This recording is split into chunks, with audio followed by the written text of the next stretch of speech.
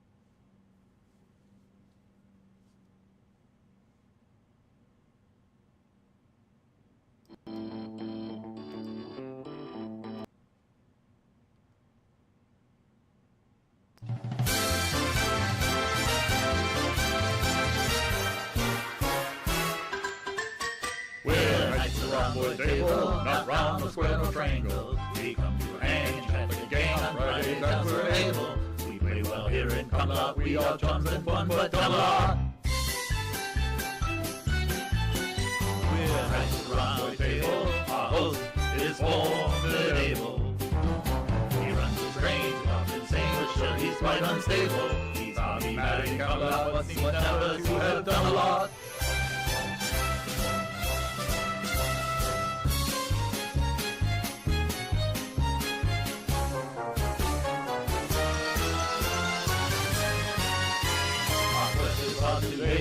Quite incomprehensible, blue wrenching, and we have no plan but to sit and hear Dodge babble. It's a lazy time in Camelot.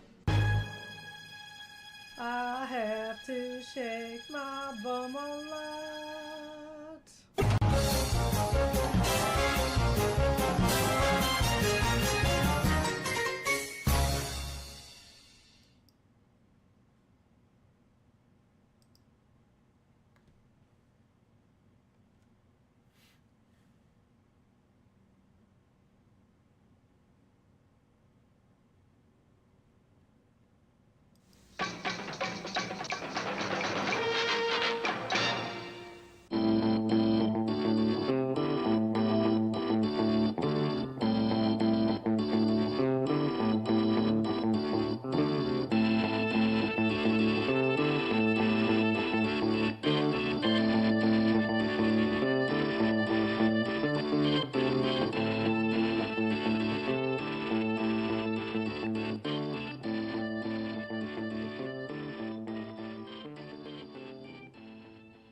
This channel is a not-so-proud member of YouTube's all-encompassing special society of heavily overwhelmed layout enthusiasts.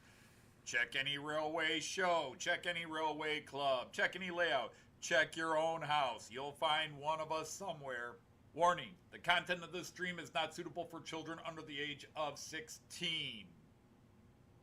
The topic, language, themes, attitude, and personality of the presenter is not appropriate for anyone, much less children under the age of 16.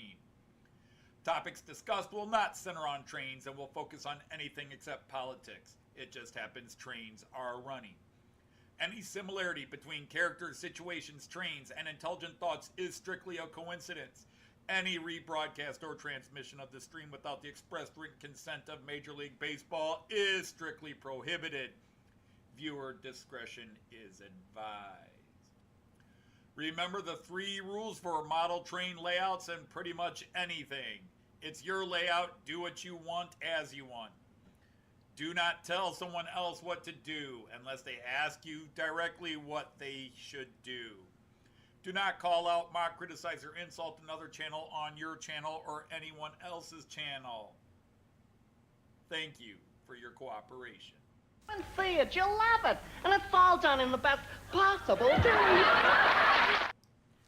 Hey everybody, welcome fellow Knights of the Rhomboid Table into the great feast and meeting hall. I hope you're all well. To those present, to those who can't be here, to those who can't be here but will watch on reruns later, I'm always appreciative. It always blows my mind that we'll get a lot of views. We'll have a lot of people come in, say hi, and hang out for a little bit. A lot of people stay the full 3 hours. But we get almost that same number of people will watch on replay after the stream. So that always blows my mind. But of course, I guess that way they can fast forward through the boring parts. I hope you are all well. As mentioned, it's been a bit of a crazy week in some ways. Some things I could talk about, some things I can't, but I will talk about a lot of stuff today, as always. So let's see what knights have made it into the hall so far. We've got Sir Aaron of Aaronville. We've got Sir Carl of Bangotcher Junction. Sir Colin of Wykes. We've got Sir Andy, the hot dog pilot. Sir Jean Ricard is here. Dame Lucy is here. Sir Lee of Anfield Road just came in, and Dame... Oh, my Jackie is in the background. Sorry, brain fart. Sir Greg of Midsummer Railways here. We've got Sir Dino is here. Did we just lose Lucy? A former student of mine. Great, just said they graduated, so congrats, Lucy. Our CEO, Sir Tim of Dowd, is here. We've got Dino, our knight in charge of enthusiasm. Sir Model Railway Shed Dino here. Sir Tom of Couples, our Sergeant at Arms, and Sir Chris of the Valleys 56XX is here. That is everybody I see on my screen. I know there are a few people here earlier, but have either already left or have not chatted. And there's Sir Simon from SJ Train World, one of our Danish superstars. So I hope you guys are well and good, which I think I've said now for the third time. Put up a few videos this week. Only the hardcore loyalists have watched. Last week at this time, or right after the live stream, I started prepping, and I did some more grass work, so you'll see that today, and I posted a 5-minute video about that. And then Monday, as I was cleaning up, I just said, to hell with it, I'm going to do it, and that way I could just close the hatch for now, the access panel area. And I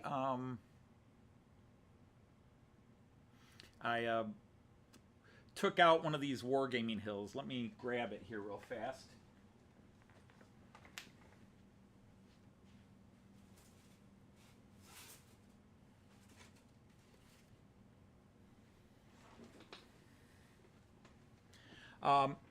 You know, for years I was into tabletop wargaming, and I used to build 2-foot by 4-foot board dioramas and battlefields and such like that, but it became difficult to store them. I had so many. Did somebody just come in? Bonsoir, Titiari. Ça va, mes amis? Mon ami. I'm sorry, I said mes. Mon ami. Hey, Sir Clive is here. Titiari from Belgium. Belgian. Anyhow, so I started buying these. This was quick to set up on a board, quick to take down, easy to store, and they were hills. Now, the thing is, they did not come like this. They came with a little bit of grass on the top and hill, and what I did was I just dipped them and rolled them in glue, and then my same grass scatter I'm putting on around my table now, with a little bit of rock and brown stuff in there to give it a sort of ground. But these were nice little hills, and I've had them on this layout table since I built this layout table. But I really want something more realistic looking. I think it was Bob from PK&W Model Works said they do have their charm. I suppose they've been on my layout so much they became sort of a fixture, something you're used to seeing. But I've always wanted to replace them, so I built the one hill and replaced them. So they are now gone. I need to get back to the chat so I can make sure I'm not missing anything or anybody. Hey, Sir Tom Houston is here. Welcome, welcome, welcome. The plateau from the chateau. The vessel with the trestle holds the brew. That is true. Anyhow, love that movie. So then, we, if to the few of you that actually watched Joyce and I's 50th parody song discussion video, because I think people watched the first 5 minutes and thought, oh, well, they're just answering complaints. Like, no, actually, the vast majority of it was going through some of the songs and talking about songs we've done, songs we haven't done. Are there songs? We listed out a bunch of songs that we have written where the song is done, it just needs to be sung. Would you be interested in any of those? Is there one that you're like, oh, you got to do this one, get that one out? But in that same video, we mentioned that we had a couple I had just written, including I was working on Elton John's Goodbye Yellow Brick Road. We released that one, and to be honest, it was a lot of fun. Joyce was tired, and I kind of gently guilted her into coming down on Tuesday night and recording it for me. And she did 4 takes, and I took the 2 best takes and blended the actual video, but I was messing around because she always wants me to do something different when I post it on her channel. So I took the 3 full versions and I just lined them up.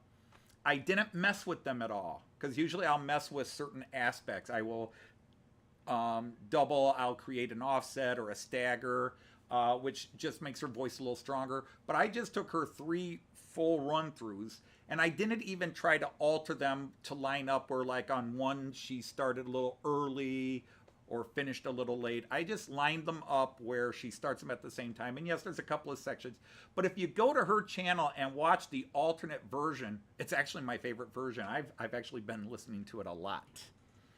Joyce did a great job. Yeah, that vessel got broken, so now it's the Flagon with the Dragon, right? So if you haven't seen it, if you haven't seen our latest video called Goodbye Hollybrook Lane, which is about a guy deciding to take down his layout and start over. I think she sings it very well. And again, you guys gotta understand, like, when somebody releases a song, they normally practice it several times. Joyce comes down, reads the lyrics a couple of times, and then does a talk through where we play the music and she just talks through the lyrics. And then if she says, let's go, if we find places where she's flubbing, we work on that a couple of times, and then she'll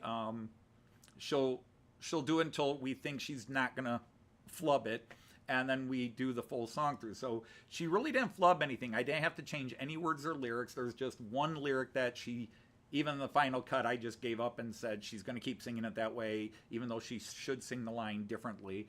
In her 2 talk throughs, she kept adding words, because Joyce is a predictive reader. She reads most of words, and then she just throws in words she believes should be there, proper grammar and so forth. Like, no, read the line that's there.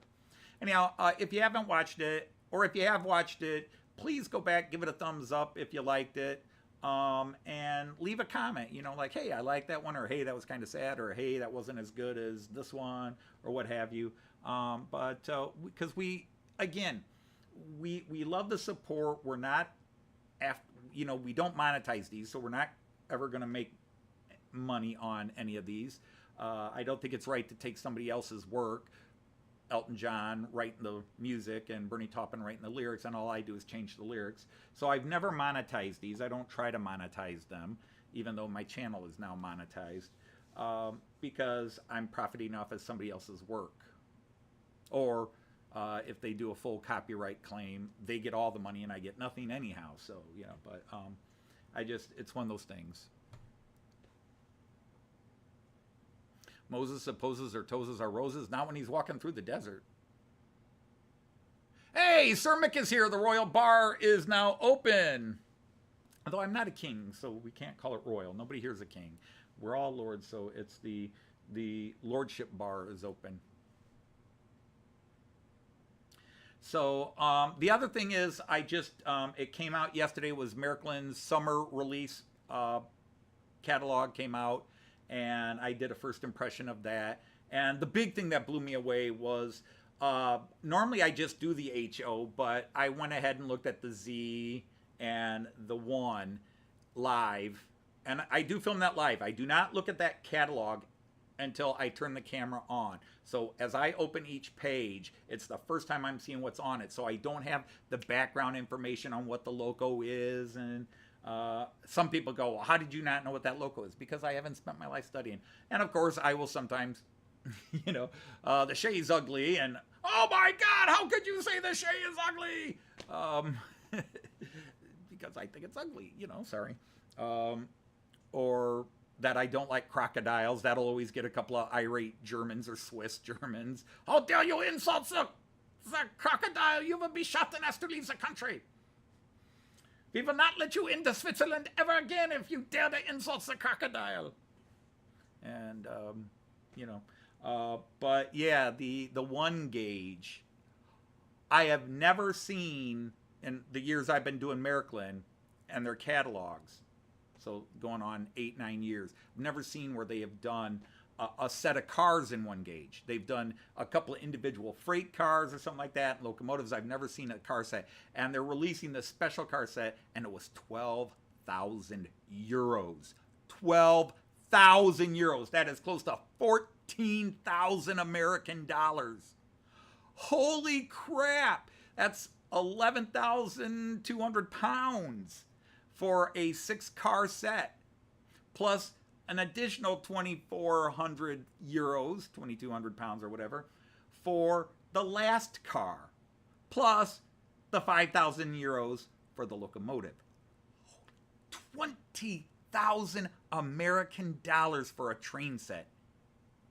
Whoa, holy cow. Hey, Sir Andy of March West Junction. Ugly means interesting, though. I suppose so. You just spat mixed beer out? Uh-oh. Yeah, it's insane. That's 1 gauge. Okay, these are the big guys outside those ride-upons. But to be honest, I have watched people like David Jones and that who moved into the ride-upons. Ollie Wardle, who got into the 5.5, 7.25 gauge locomotives that don't pay $5,000 for the little machine they got. Or I shouldn't say little, for the much bigger model they have. So, yeah, insane. Wow, insane. And then lastly, we are 2 weeks from today at this time. I will be broadcasting our first live stream from Koblenz. Obviously, trains will not be running. I am hoping, I don't know how quickly we're going to get up to Aachen and Hunebeiner's model train shop. I might do some filming there and bring that into the live stream, or at least some pictures. So I'm excited about that. Less than 2 weeks from yesterday, we land in Germany, and today will be our first full. 2 weeks from today is our first full day in Germany. So we'll be in Koblenz. So I don't know if we'll get up there, but yeah, I'm very excited, as long as the plane doesn't crash on the way out. But let's not think those thoughts. All right, so what am I running today? Guys, I just could not decide. I have had very strong ideas of what to run for the last few weeks, and then when I thought about what I wanted to run, I was like, no, I've run a lot of those recently, and I just could not decide what I wanted to run. So I just grabbed a hodgepodge. So a couple of people last week asked for steam, and I said I don't have any steam out this week. So I've got a couple of steamers running. Got a couple of diesels. Actually, I think I've got 2 steamers. No, I got 3 steamers, 2 diesels, and 1 electric. And most of them are old, other than the freight on the one. They're all Era 3 and 4 things running. Hey, did I see Sir Rayron is here? Hello. Yeah, Tom, well, I have spent that much on a car. Well, 20,000, no, I haven't broken the 20,000 threshold. Most expensive car that I've paid for is my Charger that I have now, and I paid, I think, 19.4 for that. I forget what we paid because we talked them down. They started at 27,000, and I walked out at about 18,000. So, yep. You let your nose decide. It usually runs quite well. Ba-dum-bum. Okay. I take it Andy is now in a vexed competition with Steve 87 for the most bad puns you can throw in a certain period. I mean, maybe we should just bring in Tim Vine and just let the champ stay the champ. But anyhow, so in lane 1, I'm running it's a class 216, running none of these are prototypical. They're not necessarily running with what they'd run. I just grab locos and grab things to run. Found a nice Greek mirror, Mythos. Well, I personally think it's a myth if you found a great Greek beer, but that's a different story. So let's get these guys in motion. Whoops, what are you going backwards for, dude? I don't recall putting you in reverse. So that's a 216, and he's running with some ocean blue and beige cars called the Weinstrasse, the Deutsche Weinstrasse, which it was a express excursion train. Lane 2, I'm running my class BR50 with just some empty flat freight beds, although he does have the one coal hopper I have, he's got a coal hopper going. Come on, get up that hill. I know you're just starting, you got to get your running legs on.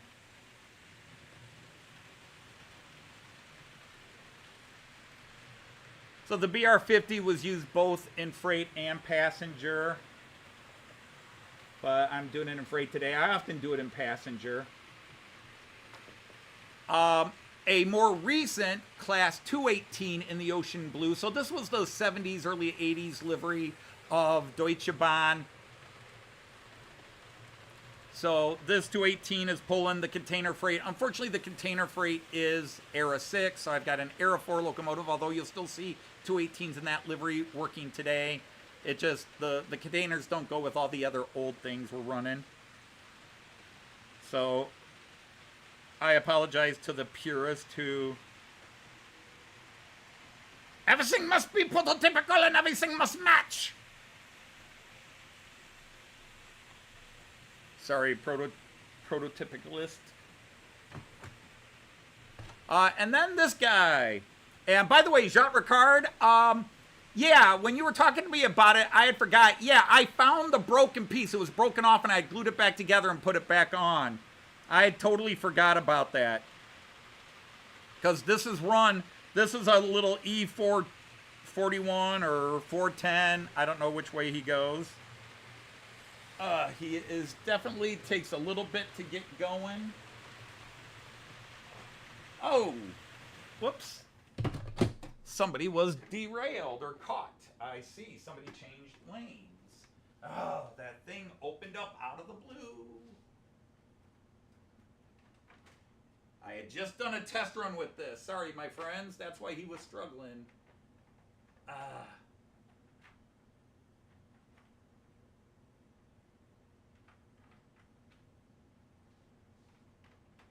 What in the tarnation? What were you doing? Why did you decide to try to change lanes, you doofus?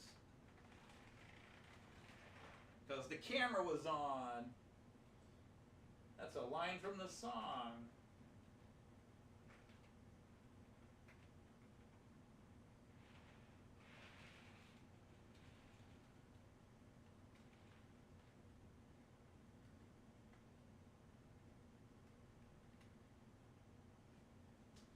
Okay, just want to make sure everybody is back on the rails properly. Okay, you're not.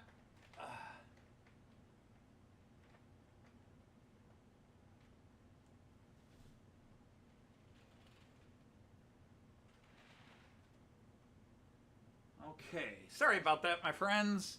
Uh-oh.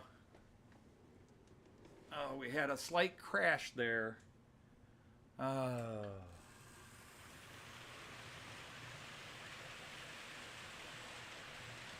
then I am running the Flying Scotsman here in front of you. So let me get that guy going.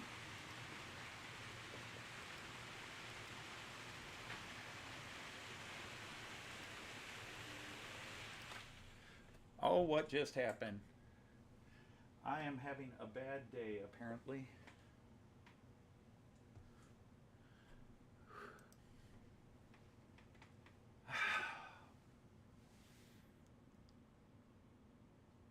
I can't see what derailed, but somebody shorted.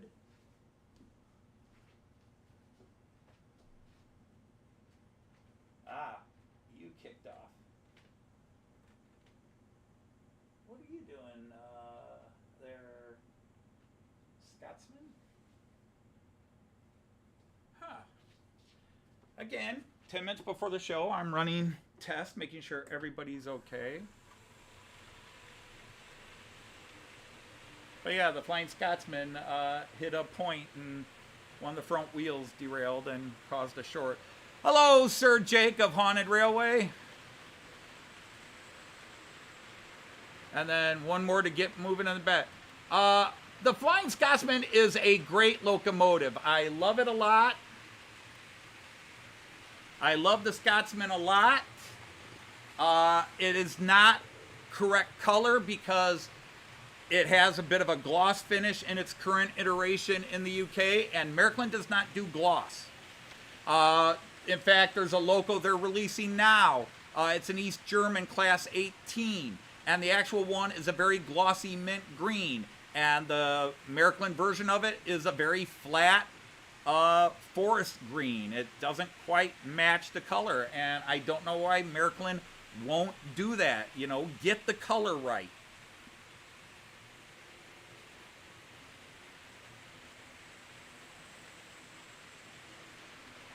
It's not that hard. Get the color right.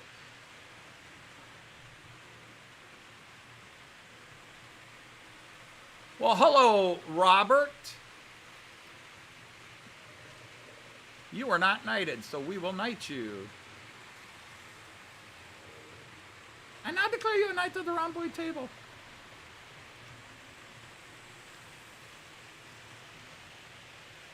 I like the grass. In many cases, I probably will not put static grass. If I do put static grass, it will be sort of in scattered bunches in certain areas.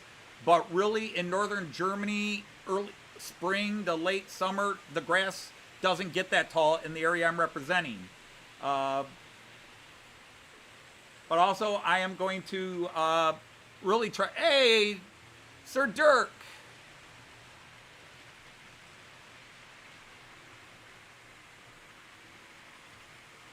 Yeah, and Märklin just released, you can buy it now, they released a World War II black Flying Scotsman.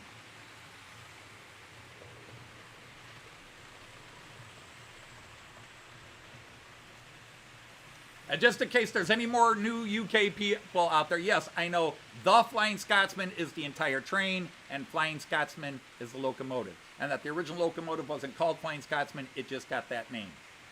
Because that was the name of the train and the route it was going. But there you go. Oh, the puns are flying badly here. Oh. Bad puns, which are the only good puns.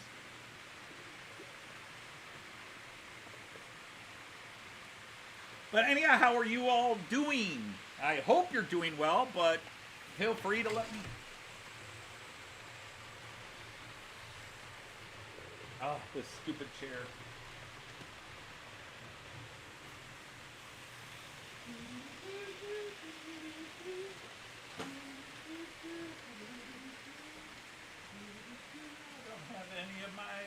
I not have any of my... Oh, I do. I knew I did. There we go.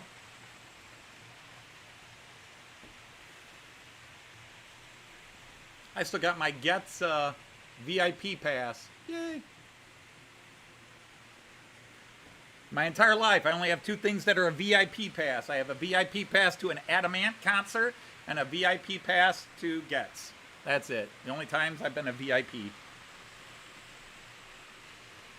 Oh, you did, Dirk, you bought the Trix Black Flying Scotsman? Joyce asked me if I was thinking of it, as did some people in here, and I said, nope, one Flying Scotsman is enough. Well, yeah, I mean, obviously all the freight. I run European freight. I didn't even mention the little Class 24 with all the grocery reefer trucks up behind it, wagons. It'll come around again in a couple of seconds. 5, 4, 3, 2, 1. Back there, it's just pulling a bunch of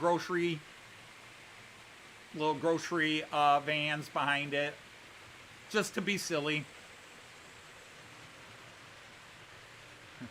So Märklin mentioned the war, they got away with it.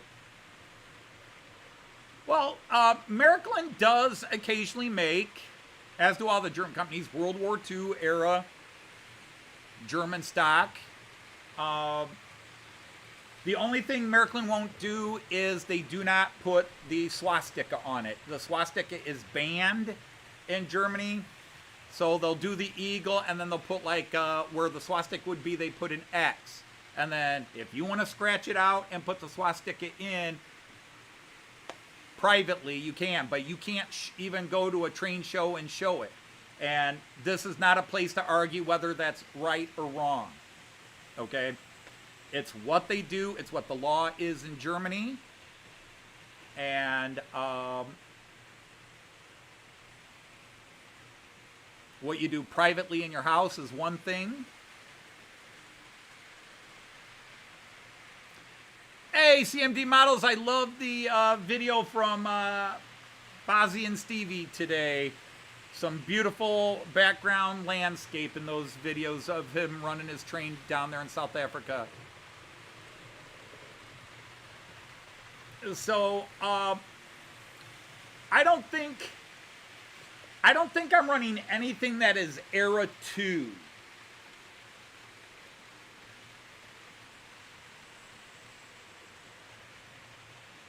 But yeah, World War II stuff would be end of Era 2. Because Era 2, again, there's always a transitional period. It's not like Era 1 ended on this year. It's basically as certain novel technological changes and design changes came in over a period and suddenly become dominant. So in the German nomenclature, Era 1 is anything up to the end of World War I. Where the UK might have 3 or 4 different eras in that time period because trains started in the UK. The Stephenson rocket and so on. And so they're 10, 15 years ahead of everybody else. But, so Germany, everything up to the end of World War I is Era 1, and then Era 2 is ending of World War I through the ending of World War II. Era 3 is end of World War II to the late 60s. Era 4 is late 60s, mid-late 60s to the mid-80s. Era 5 is mid-80s to around 2000. 2005 is often the year given through the German sites I follow.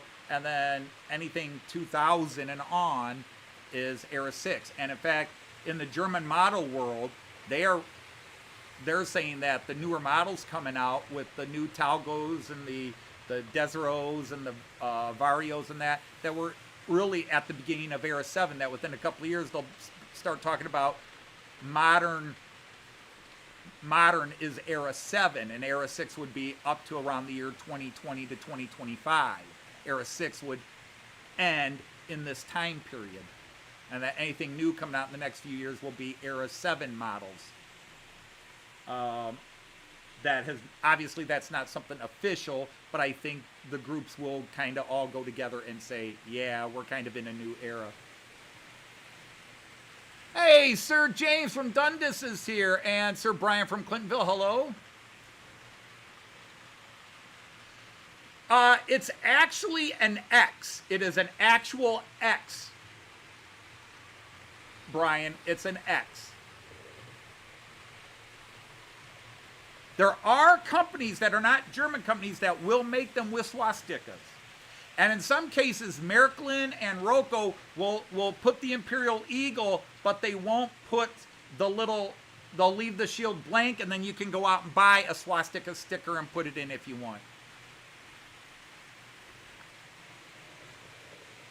But I do have friends that are into World War II. See, one of the problems as I talk here, and let's get another view here.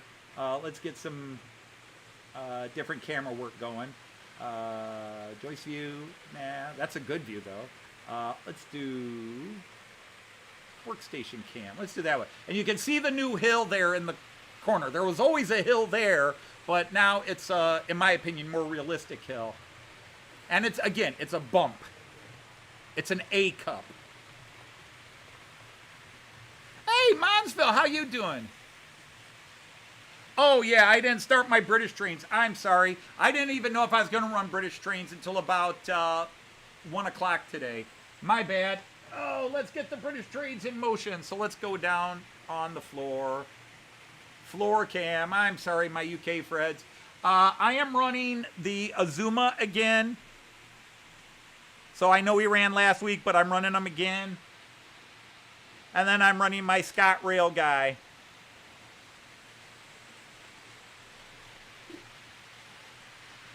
I did not know if I was going to be running UK trains, but it didn't take quite as long to repair the damage I did to the track. Because what's the best way to demonstrate this? Well, this camera. All right. Come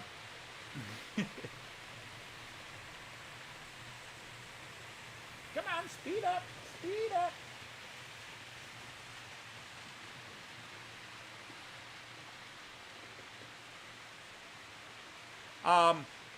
So let's do this. Okay, so right here is my access panel to work when I'm working on this area here. So I was doing the grass and everything. This is my access panel. Right now, to get to my access panel, I'm ashamed to show this to you all. I really should not show you this. But to get there, I have to push the table out of the way and crawl through this area. I can't do it with all this stuff up there. To get to the access panel there, you can... Yeah, I got to climb through this little area.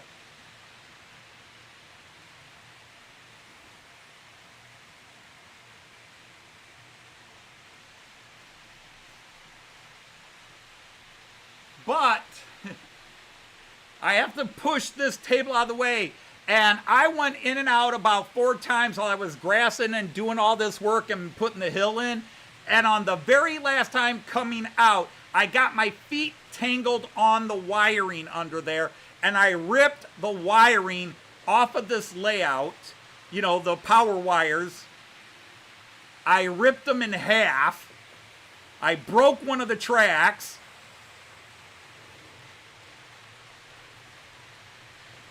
Discombobulated the camera, and I nailed some old wires that were hanging down. I just took out the whole table underneath down there. So I spent a lot of time this week fixing the main damage, and then fixing the track, and then finally fixing the wiring. And I did get the wiring done. That's why if you actually read the description on the video announcement, the live stream announcement, it said UK trains running on floor. It said to be determined.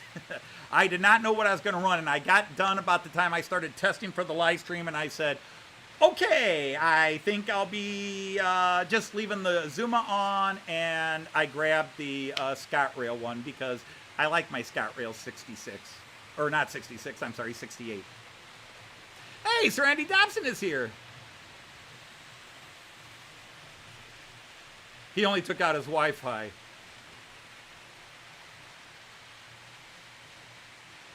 Never truth and Adam, they make up everything. Oh my God, we are just going. And I think I said hello to Sir James Galton from Dundas, but nice to have you there. See, I gotta remember, did I watch your latest video, Monsville? I may have forgotten to watch your latest video, because I think you put one up yesterday. I'll have to double check. I've been, I almost took a vacation from YouTube. I've been working on so many of my own videos, I'm not watching YouTube.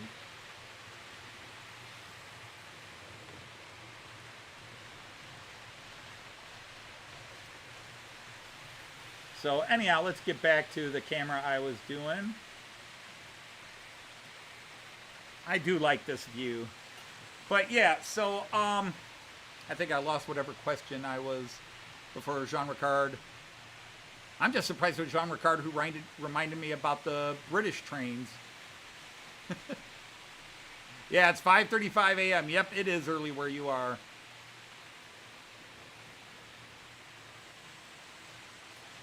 But yeah, so I just could not decide what to run, and I just threw some things together and decided, you know, and like the title of the live stream, because nothing is real, that, you know, there's mix and match, but there are things I haven't run in a while, and locos I haven't run in a while, and yeah.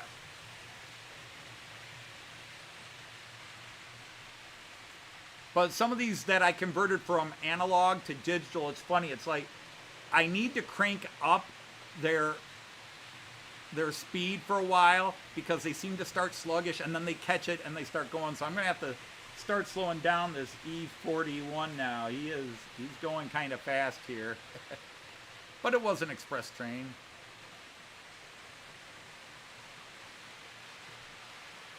For those who haven't seen it yet. And again, as we encourage everybody, check everybody's channels out, support everybody. The best thing you can do in this hobby. Yep, I have not watched this one. I apologize, Monsville. I'm normally on top of your videos, but I did not watch this one.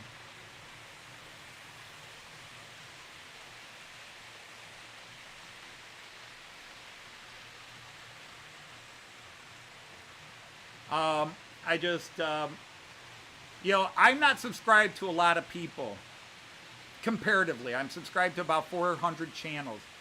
And that is because if I subscribe to a channel, I'm going to watch every video you put up. Although I've made I cannot keep up with the shorts. More and more of the channels I watch are putting up shorts. And I do have some channels that are putting up 5, 10, sometimes 15 shorts a day. And it fills up my short feed, and then I miss a bunch. Because this friend's put up a 25-minute video I want to watch, this friend's put up a 7-minute video, this friend's put up a 2-minute video, and I don't get to all the shorts. And sometimes if I can find some time to catch up with watching the shorts, I'll just watch all the shorts, and then on the last one I'll say, hey, that was a nice series of shorts. Oh, I appreciate that, Monsville. I mean, I don't want to ever to be taken as arrogant. I'm fully aware of my liabilities, but I'm also able to credit. It's like my writing. I know when I write really well, and I know when I write crap. And that's not even talking the parody songs or Matt Clark. That's talking my professional writing career. But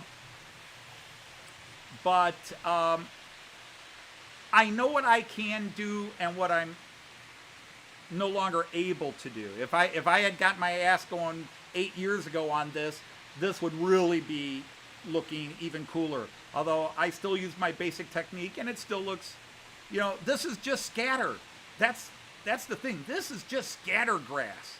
It's not, it's nothing fancy. It's the same scattergrass people have used in the scene since they've been building layouts, I guess. I come across as erudite. I would like to be taken as one who is rather erudite, but the problem is I play the fool in these worlds so as not to come across as arrogant. And the problem is when you play the fool so long, people just assume you are. And when somebody asks for help and you give them help and then they go, I already thought of that. Like, you moron, how dare you think I didn't know that? It's like, you're the one who asked. I start at the basics. Did you do A? Did you do B? You know, when somebody says, I don't know how to start my track, I start with the first one. Did you put the track together? Yes. Okay. Did you plug it in? Yes, you know. Would I settle for avuncular? That's debatable.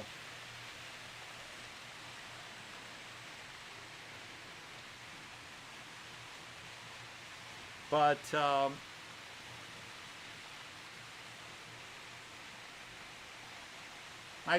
my thing is, I spent the last 40 years of my life, 40 some years of my life, or I could say 60 years of my life if I wanted to, being the academic, being the intellect, being the person who had to know all this stuff.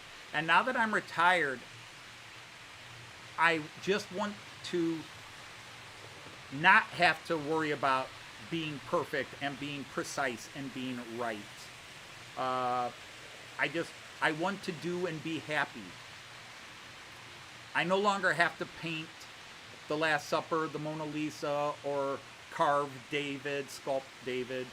I just want to throw some scattergrass on the layout and go, hey, that looks pretty damn good. And that's what I'm doing. I am thrilled with how the grass scenes have come out. And again, as I say, this is only level 1. How long it'll take me, and I'm not even done with level 1. I still have, well, let's just go to it, because we've been on this camera a while now. Let's go back to the long view. I still have where you can see the 50 going right here. I've still got to do all that area all the way up in grass, and then I'm done with level 1. I'm done with phase 1.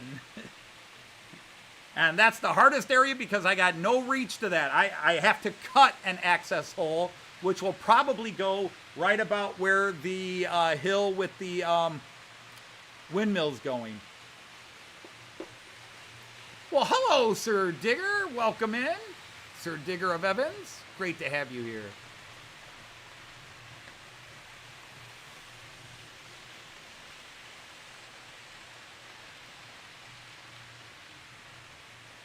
But that's one.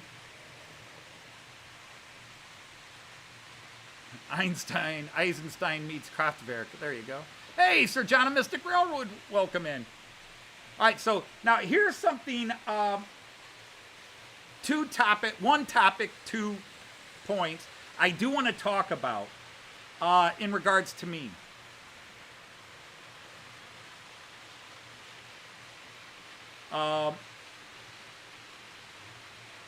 I certainly don't want it to be a rant. It's a polite request. When is the river coming? If I get the river in by Christmas, it will be a Christmas miracle. The river is actually going to go to an area, through part of an area I grassed up, but I grassed it up for now, and then I'll go back and cut it out. But I will not be working on the river until I can get the bridges I'm happy with, although I do have one bridge I might be putting in. I do have one bridge. This is going to cover 2 lanes. So I finally put this together. I've had this about 6 years. I bought this from a UK shop. It was the equivalent of 15 American dollars. Little laser cut bridge. Very chuffed with it. Quite happy with it. Hey, Sir Dwight of Curly and Sir Raymond of Legs is here. So I will get to the river. I'm hoping I will work up the courage sometime this year. But when I do work on the river, there is a possibility that I would have to do a live stream where I didn't run trains. Because I'll have to take out a section of track, and I'm hoping I can start it on a Friday night and get everything in, done, painted, and the bridges in and the track back in before the following Friday. That's the hope. That's the hope. But I think I'm going to have to 3D design or custom scratch build some of the bridge work I want, because unfortunately I have them kind of going into the curve. I'm really trying to see if I can angle the river away from the curves, but it's not going to work. But I am already in the planning stages.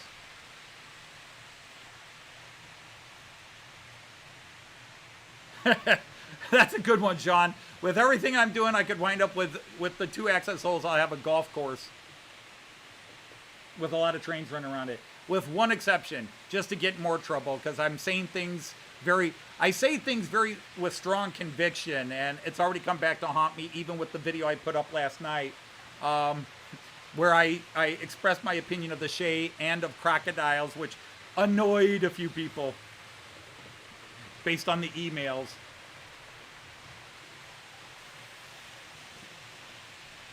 I'm sorry, I just don't. The Shay is so totally not my era and so totally not a locomotive I'm into. I don't dig it. Some people think Kim Kardashian's attractive, and I think she's hideous. It's just how I am. Sorry, guys. But be that as it may, I don't want to call it a rant.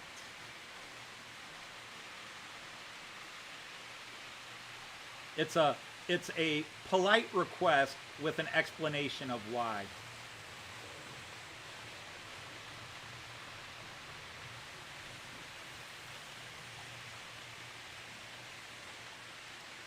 Okay. So here's the 2-part request. Now, almost all of you here, you see my name, Anthony Dodge Model Train Outsider. But every now and then, people call me Tony.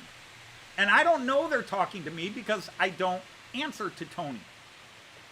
When somebody types Tony in there, I'm wondering, hello, who in here is named Tony? And a couple of times people say, hey, are you ignoring me? Did you see my question? And I'll say, what question? And they'll point where they spoke earlier, and I'll say, oh, well, my name's not Tony. You know, it says Anthony Dodge. So, I'm not Tony, I'm Anthony.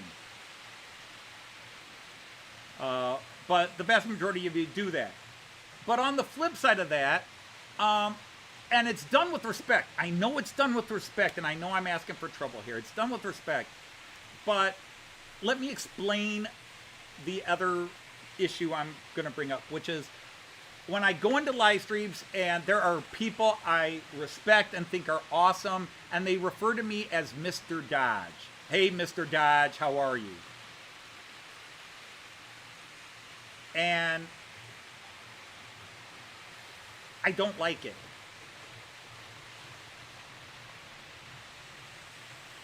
And I know most people say, oh, well, it's a sign of respect. But it makes me uncomfortable. And yes, I spent 40 years being a teacher, Mr. Dodge. And in my profession, we addressed each other as Mr. and Miss whatever, you know. But when somebody goes into a chat and they go, hi, Bill, hi, Bob. Hi, Andy. Hi, John. Mr. Dodge. I feel, everybody else is on a first name basis and I'm Mr. Dodge. Now, I'm not going to rant or complain or anything else about it. If it's done, it's done. But I just want to be one of the guys, I just want to be one of the guys. Bill, Mark, John, Andy, Anthony. Not Bill, Mark, John, Andy, Mr. Dodge. Does that make sense?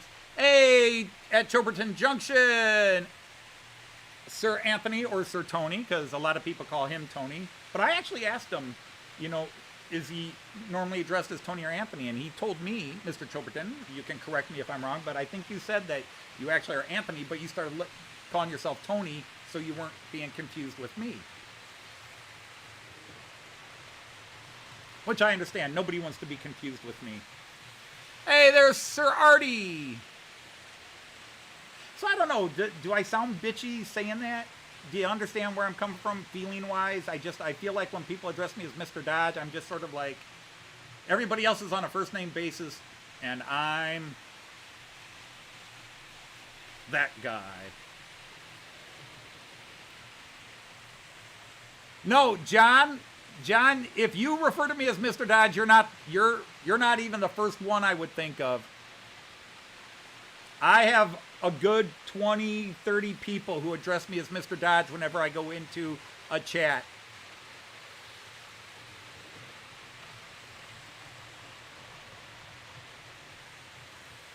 Oh, Andy, I see, this is what I'm saying. I don't want it to be seen that it's disrespectful. I know it's usually meant with respect, maybe because people know I'm a teacher or what have you. I don't see it as disrespect. I'm saying from my point of view, it makes me feel sort of different, and I don't want to feel different. I spent my whole life feeling different, hence the outsider name.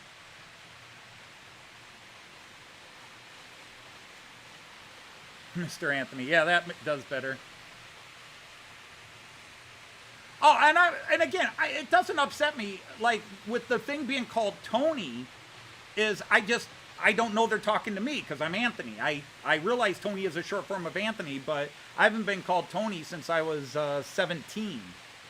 My parents called me Tony, and they're the only ones who called me Tony. And I hated it. So again, see, this is why I don't know how to bring it up where it doesn't get kind of like, I'm not saying people are disrespecting me. I guess what I'm saying is people are over-respecting me. Okay? I feel like I'm over-respected. I just want to be one of the guys at the pub. I don't want to feel like the teacher walking in the room when all the students are like, uh-oh, teacher's here.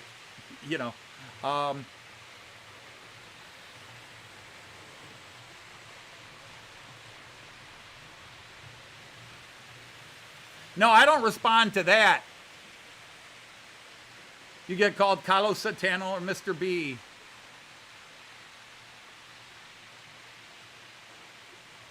Just like Joyce. If you wanna annoy Joyce, call her Joycey and get your nose popped.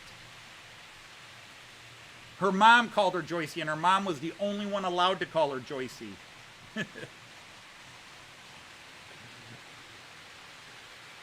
But Joyce,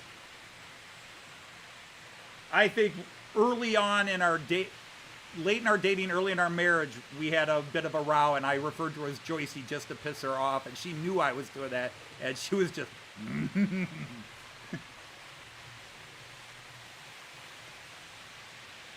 Yeah, I know there's no offense meant by anybody. I know that, okay? Let's clarify that. So I'm not... And if there were only one person doing it, I would just tell one person, hey. But, it's...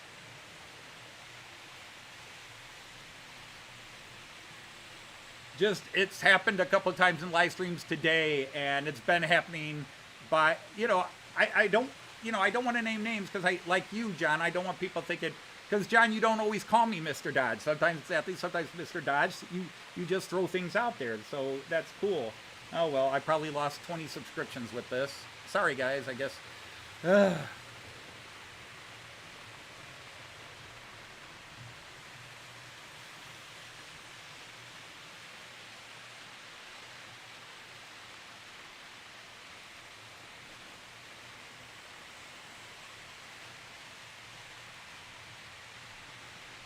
On to other topics. Is it just me, or are the HO figures that you can see in the background there, are they too small in scale for the size of the stoppers? Or are buffer stops really that big? Because every buffer stop I've seen, I don't think looked that tall compared to the workers.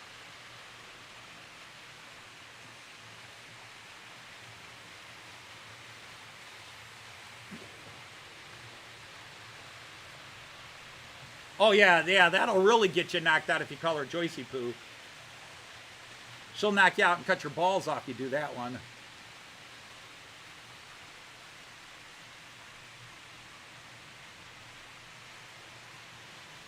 They are big. Okay, well, cool. Thank you for that info. I've got a work crew over there. I don't know. I think they stand out more now with the green grass, but I've had a work crew there for almost a year. Really since the Christmas 2 years ago, and I got all these workers. And so I have a work crew working on one of the buffers there. And I just feel like they're too small.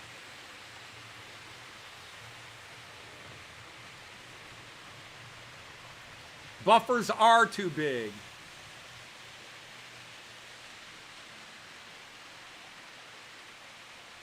So when you say no, they are big, is that yes, buffers are that big, or no, the buffers are too big?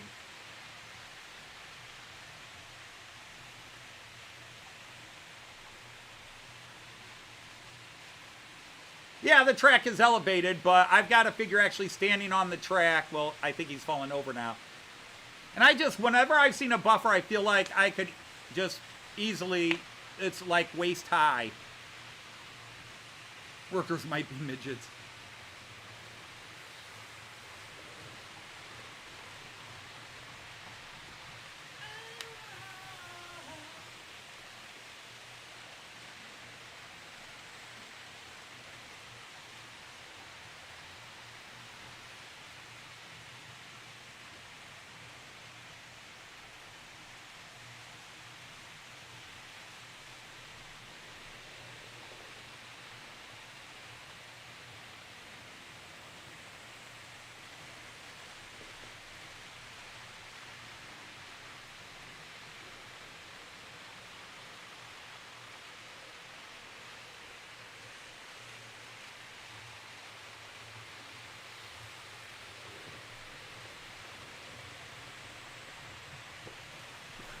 So yeah, I got a couple of guys there standing behind it. But yeah, they're too blue, they just bleed out. You can see the guy in the light blue shirt, but he's standing next to it. But there are a couple of guys there.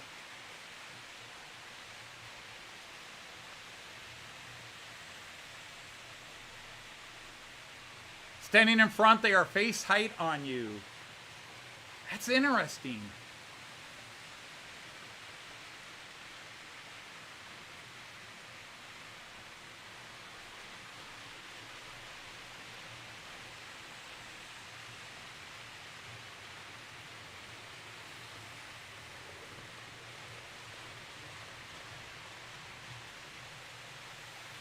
So there goes the 218 with the freight, and here comes the 216 with the Deutsche Wein Express. He is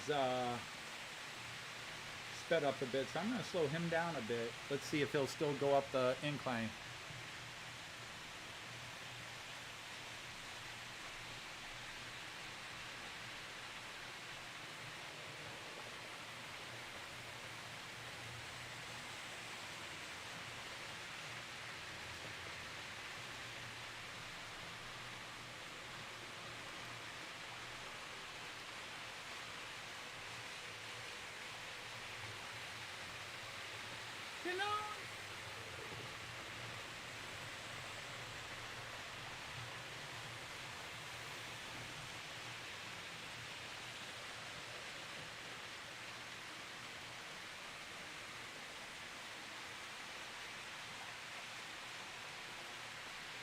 See, I don't look at people as tall or short. I look at people as taller than me or shorter than me.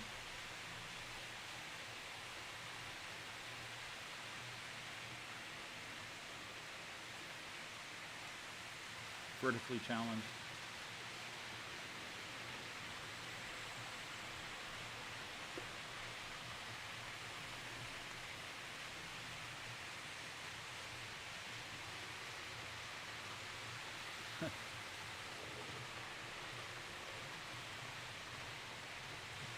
He said fun size. Will he go all the way and say bite size? Which, you look... Mystic says he looks up to hobbits.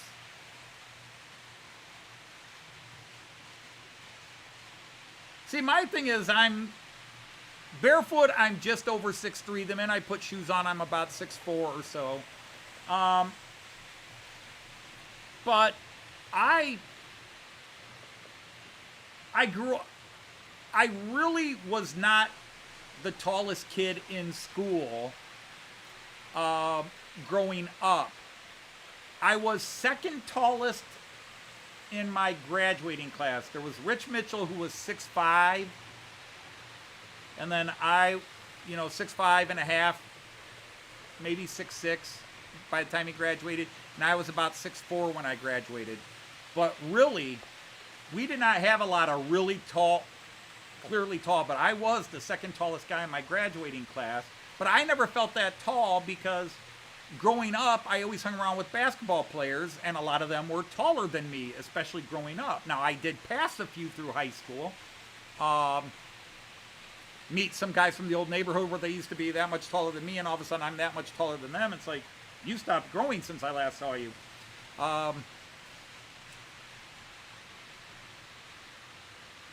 But I don't think about being tall. When I dated Joyce, and one of her first comments was, oh, my neck is not going to like this all day. And I was like, what? Looking up to you like this? And I apologized. I said, I'm sorry. And she's like, no, I like tall guys.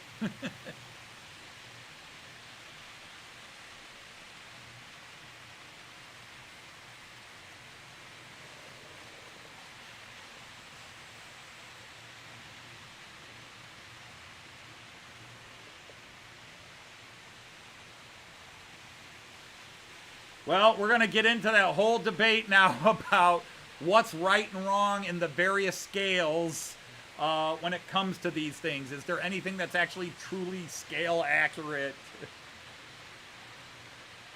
I just always felt the buffer stops were too tall. But you're right, they got to match the buffers, which means are the buffers too high on the rolling stock? Which, oh my God, it becomes a domino of, ah!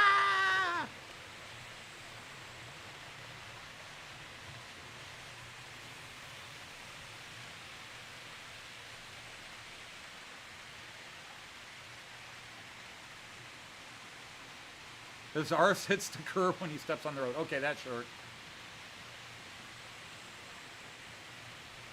Yeah, I mean, there are, it's not about positivity or anything, but there's advantages, some advantages to being tall, but we stand out on the battlefields and it's harder for us to hide unless we wear tree.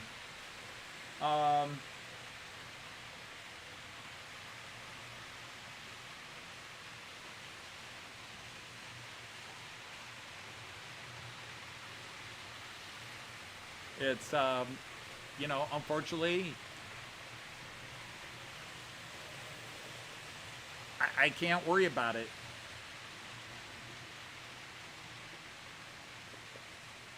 The couplers are way too big.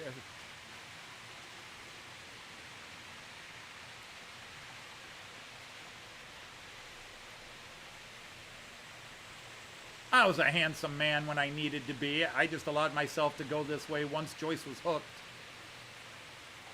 Like heroin, man, once she's hooked.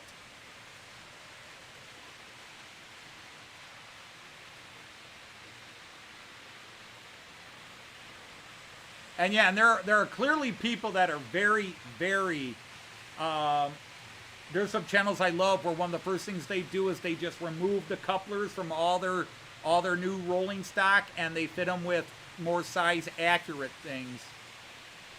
And then there's Peter Dixon, who's done all sorts of amazing creations for his couplers.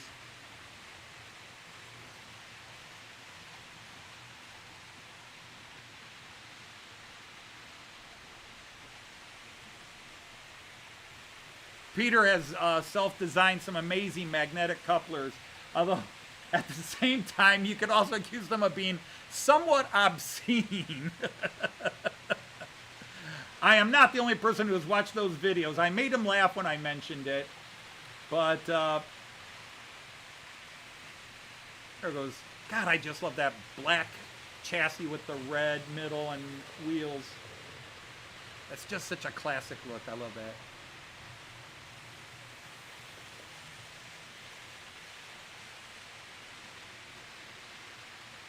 See, the problem with being tall is you get kind of rude because you have to keep using all the shorter people as armrests. Yes, they rise to the occasion is correct.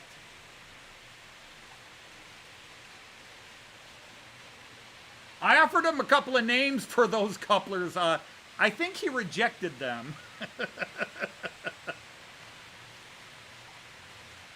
Well, Peter, you could call them the tent couplers.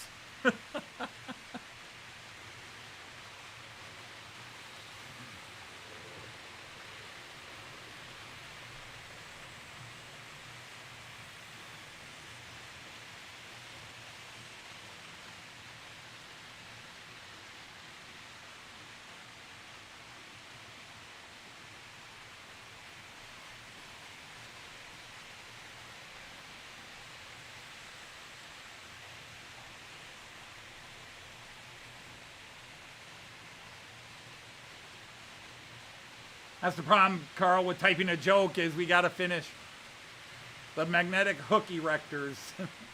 It's an erector set. I mean, why not just call them Viagra couplers? Right there, Viagra couplers.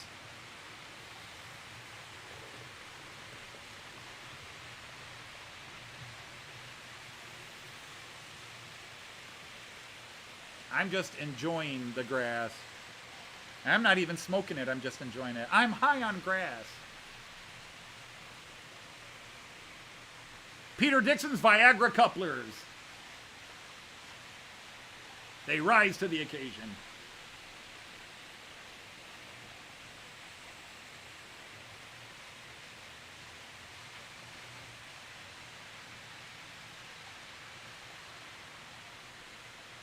Oh, Raymond, that's too easy to go to.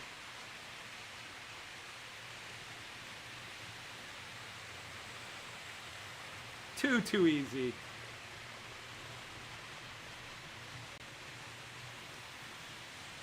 That's a nice shot. There's the hill. But yeah, and the nice thing is that hill, even with the El Cheapo trees on it and the El Cheapo trees in front of it, actually blends fairly nicely into that cheap backdrop that I made from a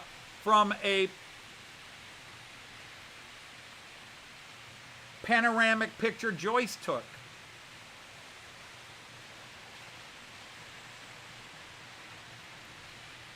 Or the Tadalafil, yeah. Hey, Dialectica, willkommen. The Hornby collection? I don't have much of a Hornby collection. I've got the 2 UK trades, but I suppose I should do a video and say, here's my Hornby trains. Although I'm running a Bachmann, a Daypole Scots Rail 68 with 2 Bachmann coaches. I still got to get the other 2 coaches for that. One more of each. I want a nice 4-car set. I'd like to go 5, but 4 would be good.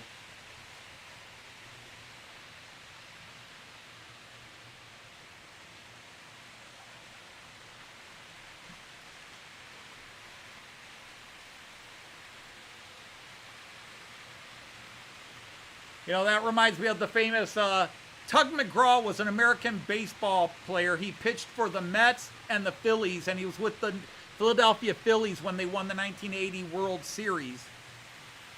And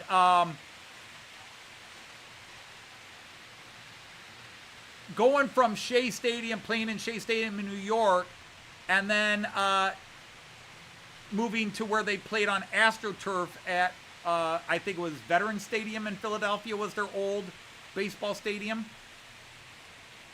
And they asked him, they said, do you prefer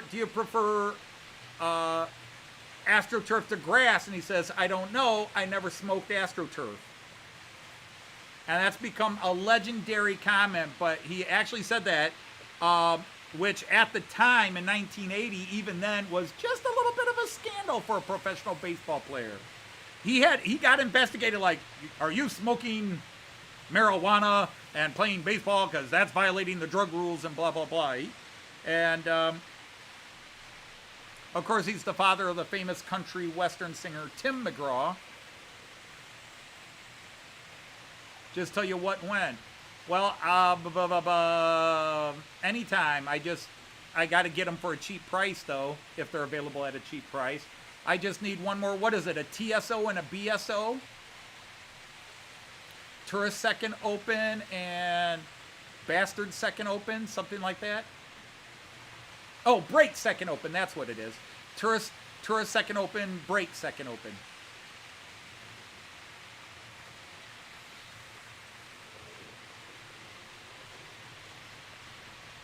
But, yeah, the pride of my Hornby collection, I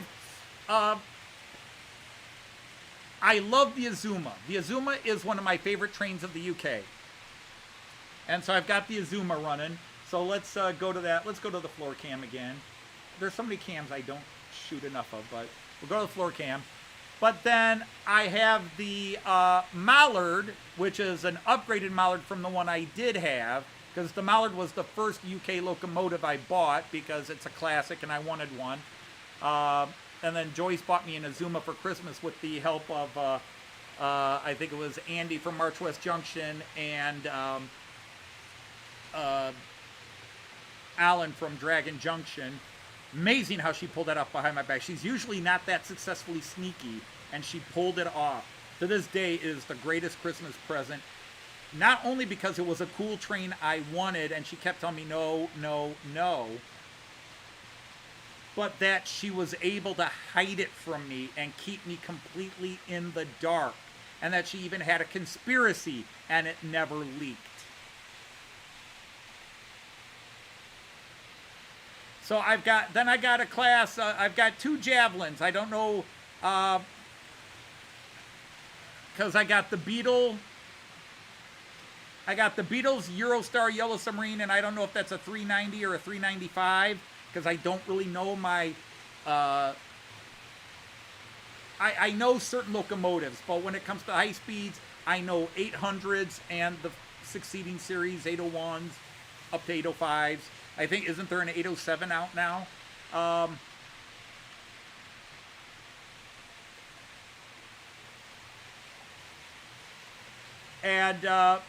So the Mallard I'm very proud of, but anyhow, that's not the Mallard I originally bought myself when I was in the UK in 2022. That is one that Andy Hot Dog Pilot bought for me, and because he was going to fix my other one, and the way he fixed my other one was he bought me a new one, so I'm eternally grateful for that. That just blew me away. And then I have a Javelin, I think it's a Javelin, a 395, which is the London Special Olympics 2012 livery, which Model Railway Shed Dino bought for me, which, if Andy's gesture started my adventure at Getz on such a high note,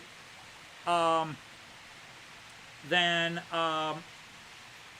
Dino's, along with the gifts that I believe were from a certain person in the chat right now, who bought us the dynamometer car and a cute little teddy bear, and wrote us the happy little note. Just so much generosity towards me and Joyce. But Joyce doesn't play with the trains I do. She doesn't even play with the teddy bear I do. Actually, right now, the that little Paddington bear, the little station bear, he is currently in an acting role. He is a killer drop bear in the jungles that Kyan and I paddle through in our adventures when Kyan comes over. Because Kyan and I go on all kinds of adventures. Lately we've been spelunking and going through caves, but sometimes we climb mountains in the house, and sometimes we are rowing boats through the jungle, and we get attacked by crocodiles and dinosaurs and killer drop bears, which are all just stuffed animals that are from when my kids were little, except for the one that was a gift. Oh, I'm liking, what is it? The 755s are the one called the Flirts, right? The 755s are the ones that they call the Flirt. Hey, Sir Ray and Dame Tammy, welcome in.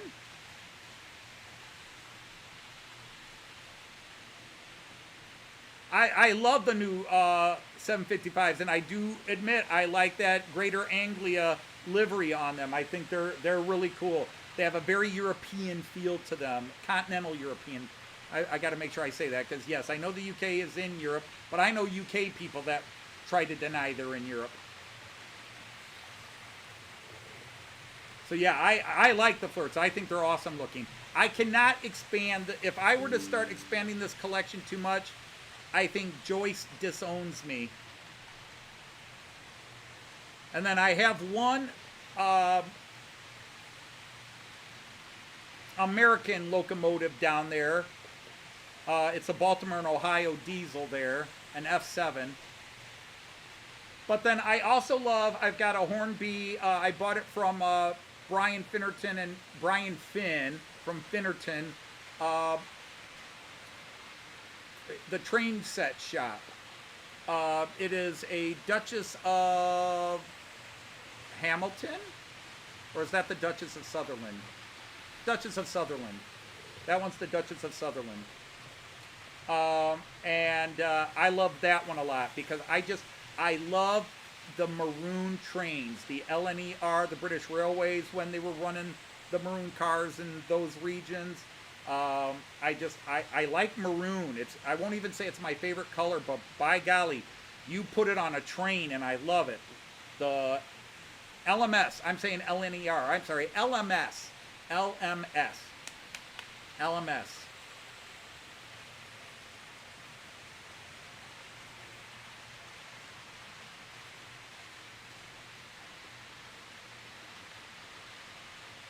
I would like to know the full story as to why they call it the Flirt, but I personally think if you're going to call a train the Flirt, it should have a radio announcement that every time it pulls into the station, it should say, "Hey, baby, come here often."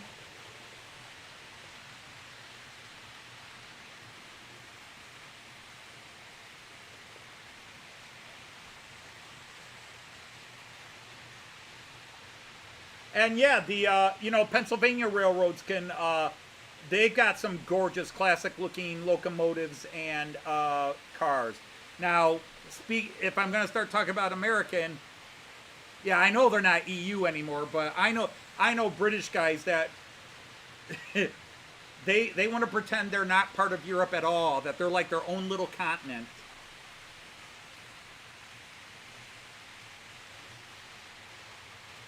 They're jealous of their former slaves in Australia. We once had an entire continent to ourselves, bastards.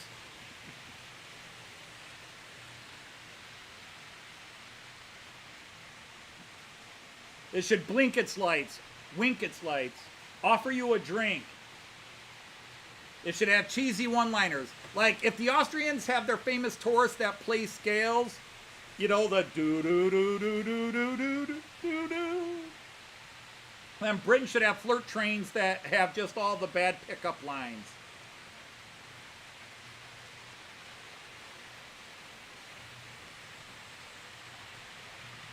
Fast, light, innovative regional train. Yeah, and I guarantee you, Carl, somebody sat in a room for a long time to say, we got to come up with a name that expresses what this is, but let's have some fun with it too. Because obviously the other one is to kiss. So you got the flirt and you got the kiss. That was not an accident. You did not have some guy in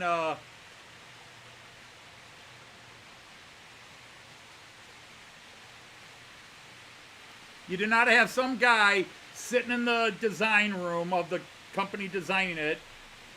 Mr. Thomas, we need a name for this latest version of fast, lightweight travel trades, okay?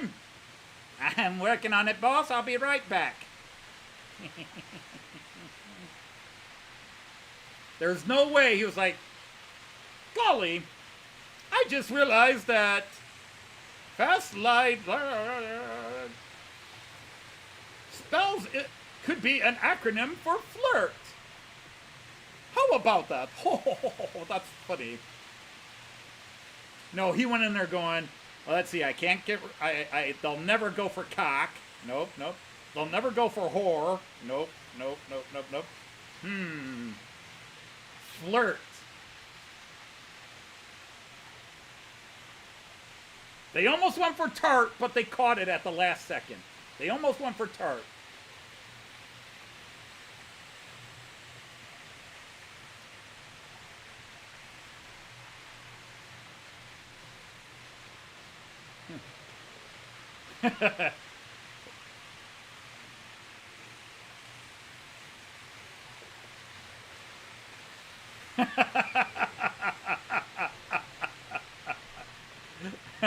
There you go, Chris. The Trans Wales automatic train.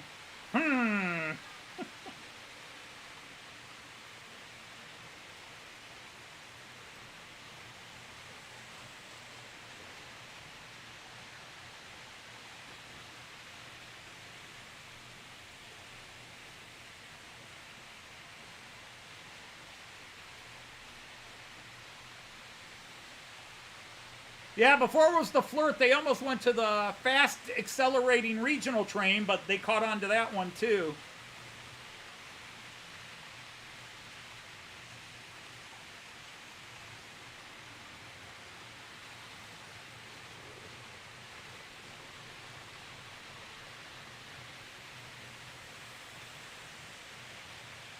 Took a small fortune to sanitize the documentation. Yeah, it goes like the wind. Teamwork, I love it.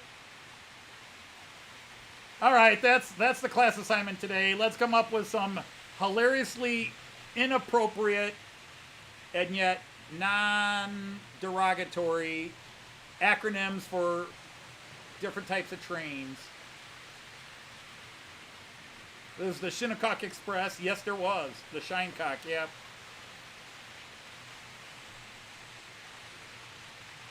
There's Rusty Twanger. Thank ye. Out in the West Texas town of El Paso, I fell in love with a Mexican girl. Oh, that is so much nicer than looking at brown and pink, even if it is all green. And you guys remember a couple of Christmases ago, I got all those lumberjack guys, woodworking guys, that became that massive theme when I got challenged to build a diorama using all the characters I got, and the majority of them all had chainsaws and that. Yeah, they're working in that little bit of woods. They're clearing out some of the dead trees.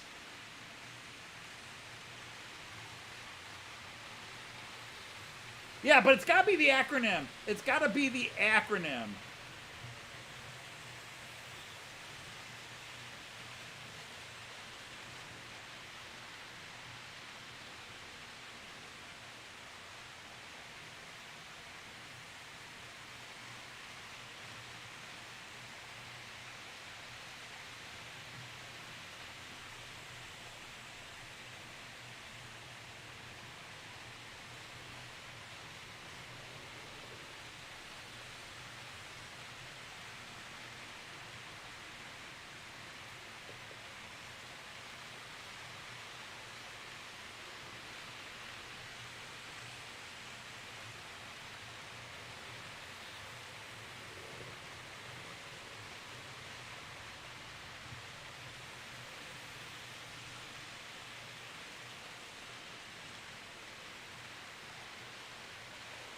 Yeah, you're right, Andy. They had to flush that name.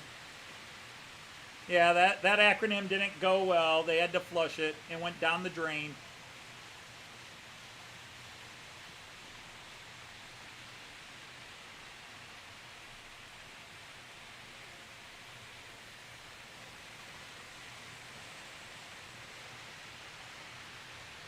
So did the single hand. Well, hello, Sir Anthony of Middleport Junction. Welcome in. Good, Sir Knight. Glad to have you here.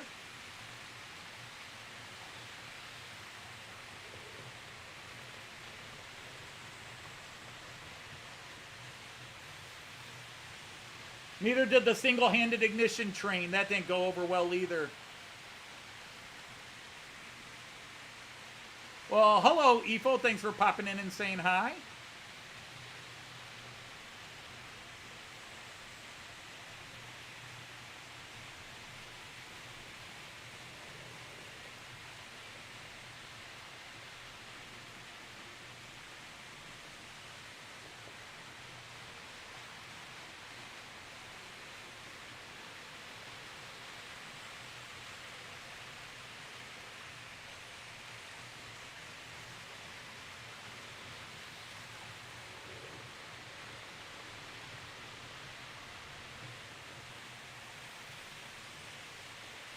Your Lima Dutch locomotive comes in.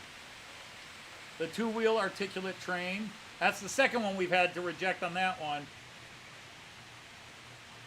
Yeah, Mick, I don't know. There was something fishy about those trains. It was just very hard to get them into the right gear. There was something fishy about them.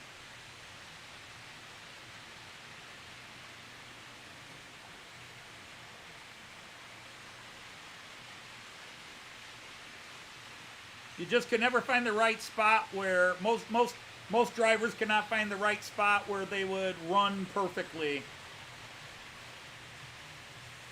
You're back in the room. Have you missed much? Joyce? Nope, Joyce doesn't come in until about 5 o'clock this time. So about 10 o'clock UK time, 11 o'clock Western Continental Europe.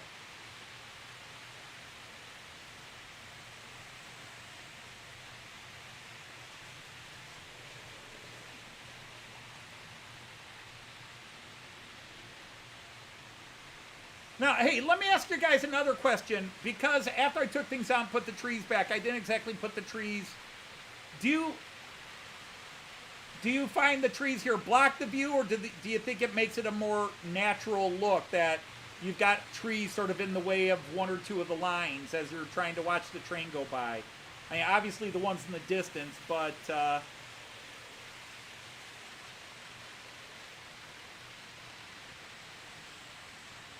Oh, well, I'm gonna, there is so much more to finish up, Aaron. I'm just enjoying the green right now. It's never gonna look completely realistic because you're just never gonna have that many lanes of trains running.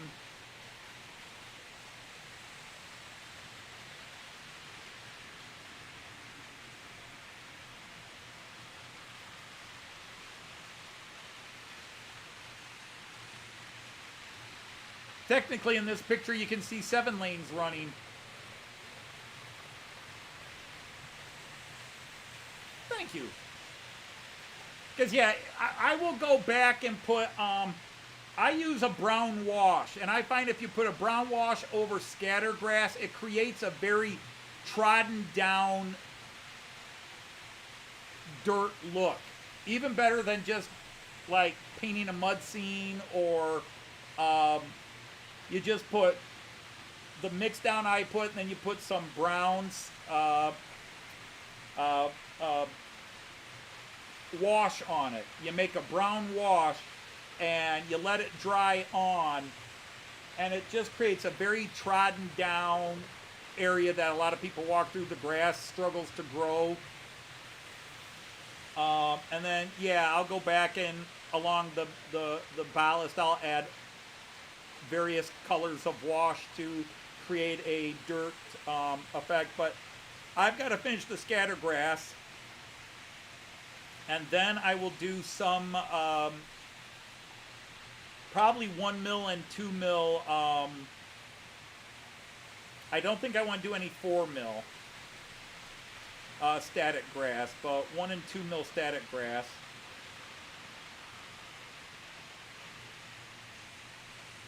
And I'm one of the crazy ones. I believe most people always say you do one size and then you do the next size. I mix them. I haven't done much scattergrass, but when I test it, I like the mix because it becomes very inconsistent, which is nature. Nature is very chaotic.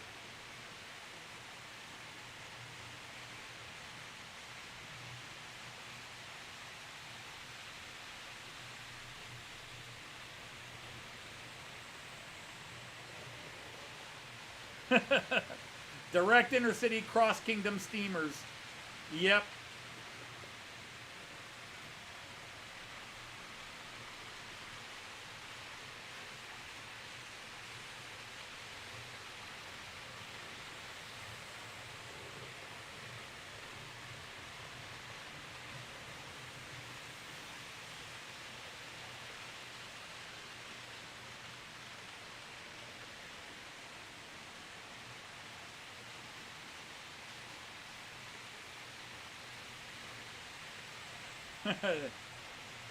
The Cheshire United Night Train. From what I understand, that was a very popular one. From what I understood, Mick, it got around a lot.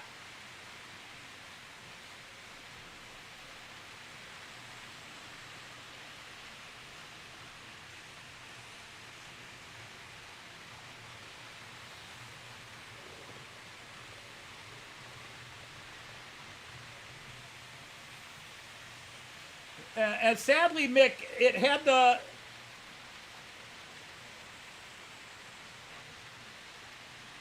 Sadly, Mick, that one Cheshire train you mentioned had the weird thing that the longer it was in service, the wider the doors got on it. It was just easier to get in and out of.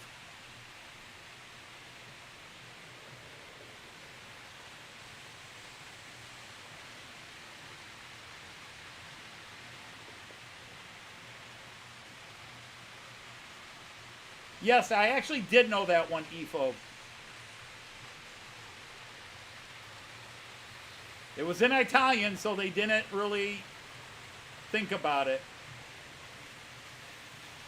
Your electric trains have a long extension cord behind them.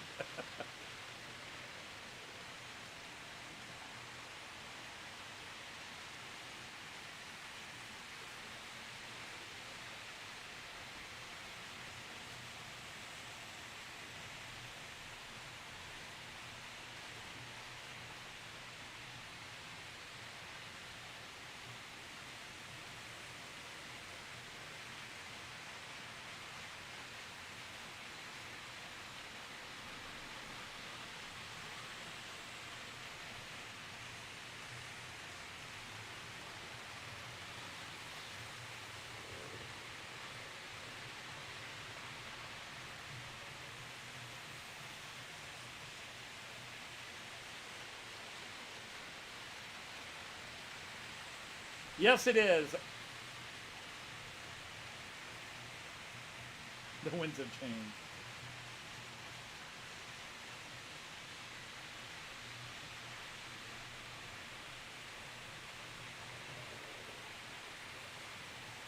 The Italian train only went reverse.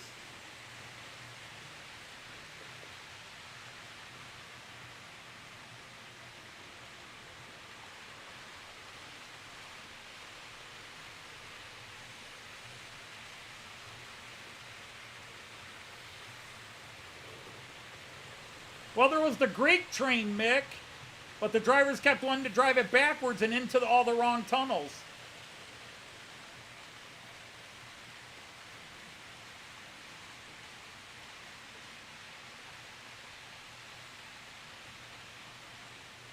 Yeah, Aaronville, I will be putting a river in, but it's, the thing here, Aaronville, is my layout went 5 years where I did nothing on the terrain. The way it looked when you first started coming, was pretty much the way it had looked for 5 years. Although I think you came in after I started changing the double slips, took out the turnouts and put in double slips. But it had sat 5 years with just the track and the buildings up. I occasionally bought another building and would just add it to one of the rows here. But for 4.5 to 5 years, nothing on this layout had really drastically changed. Now, in the last 2 months, it has drastically changed. So whether, you know, I'm not going to do anything more on it until I get back from Germany. Joyce and I leave for Germany in just under 2 weeks. And so when we get back towards the end of June, we will... I will try to figure out the best way to finish phase 1, which is getting the rest of the scatter grass in. Then I have to build some slight curvature like a hill and put in retaining walls along a couple of areas. I mean,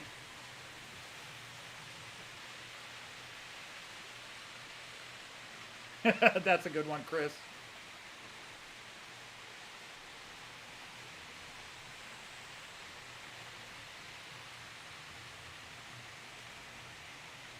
Be right back. You got to shut down the shed. Because, see, the thing is, I wanted to do a river, a major river, and then once I built it and put in the rise, that threw the river out, especially once I put in the turnouts that blocked the way, and it just made it impossible. And then switching the double slip, or switching out the turnouts to double slips, shrank the area down, and all of a sudden the river was back in play. And then I decided, now these curves here, and had to do a couple of things, and then Joyce just said, well, why don't you just, instead of trying to take it all the way down like you want to, why don't you just fake it and at least put in a low river and just take out the foam board and just do that. And I thought that could work. I could go down an inch and just put in some kind of a river scenic scene.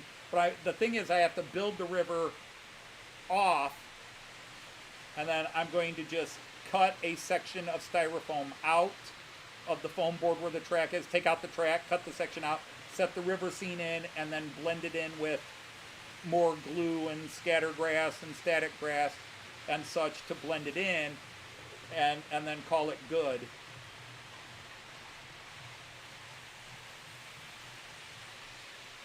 Now, the thing like that, EFO, is I don't want to bring home the stuff I can buy for roughly the same price.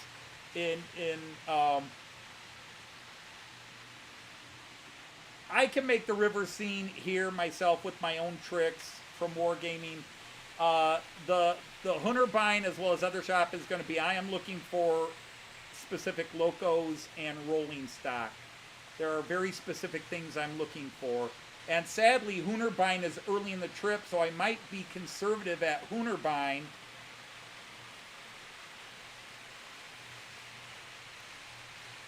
Because I don't want to spend my train budget at the first store I go to. But if they have a couple of things I'm looking for, you know, the time to buy it is when you see it. But let me show you the one thing I was talking about. I got to go to the Delmenhorst Village View. And this is a good mic. Might come across.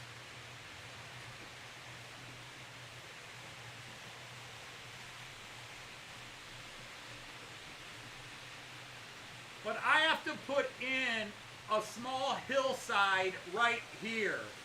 And then a retaining wall. See, I've got sort of a little plastic retaining wall here. That's from a Walters kit. But I got to put in a proper German retaining wall right through here.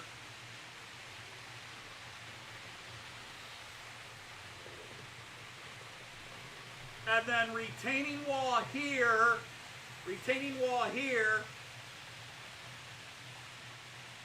and then hillside from about there back. I don't know if you're seeing my pointy stick here.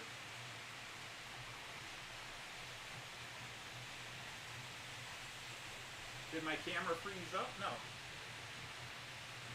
Okay. Ah, cobwebs all over the place. Damn spiders. Okay. So yeah, I have to put in a retaining wall and a little hillside beginning here, but really a retaining wall through here and down to where you see those little small cottage houses there.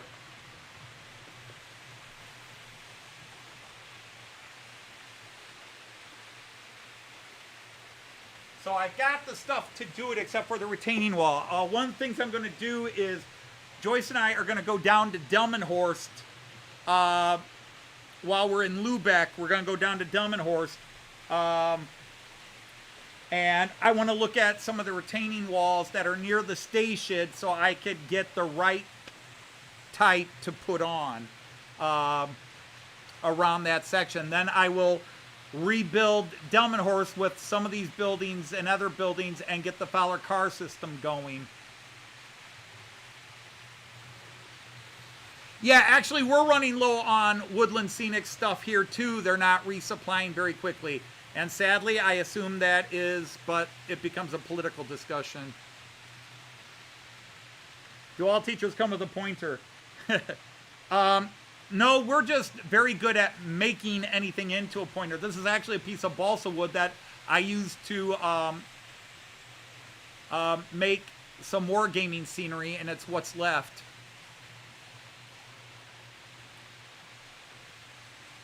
Oh, don't you start hating on us teachers, Artie.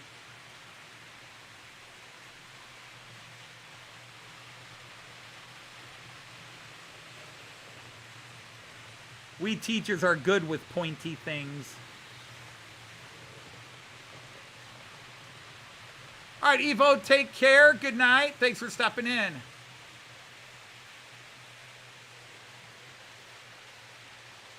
Oh, I usually do that, Senator Bonnie, especially when I taught.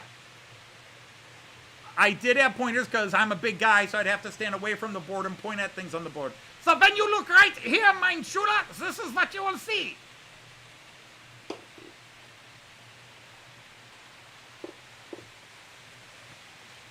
Problem is, every time I start doing that accent with a pointer, I wind up invading Poland. It's a bad habit.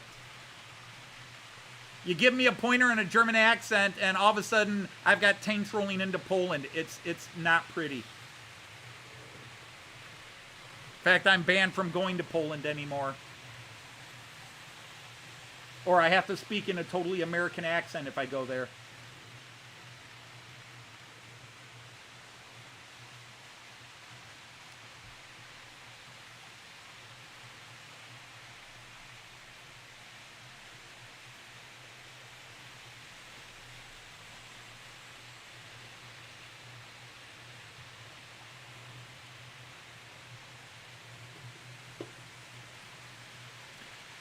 Sorry, Artie, we call it a retaining wall. I'm sure you guys and other Americans might call it a restraining wall as well, but we call it a retaining wall.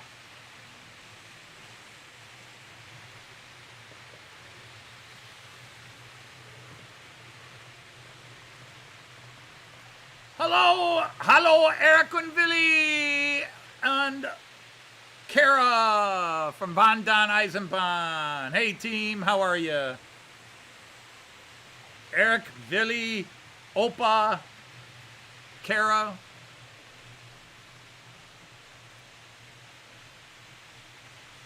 Hallo, Opa, wie geht es Ihnen? Es ist mir schön, Ihnen zu sehen.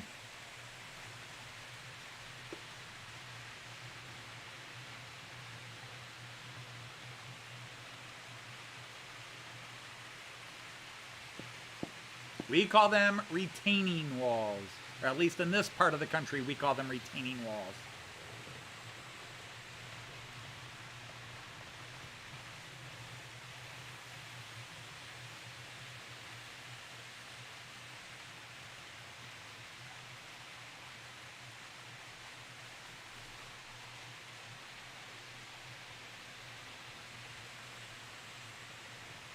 Yeah, I once took 25 lashes with a cat. I was fine afterwards, but the poor cat was never the same.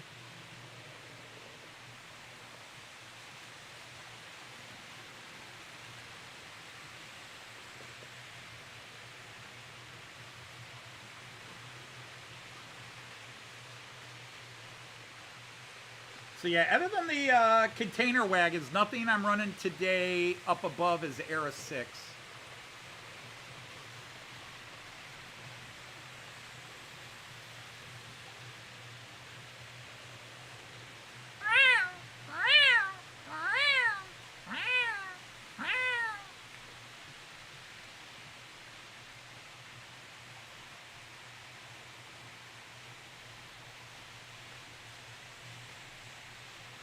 See, in America, we call those load-bearing walls.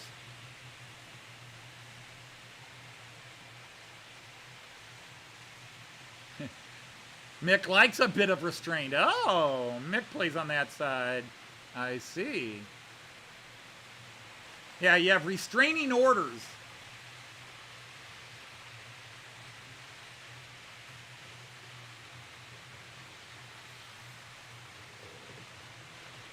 Joyce has a restraining order on me when we go to bed to sleep.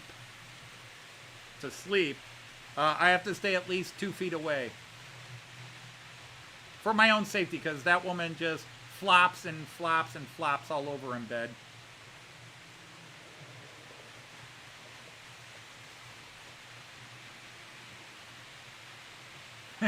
It is okay, Poland. We are just visiting. For the next 30 years.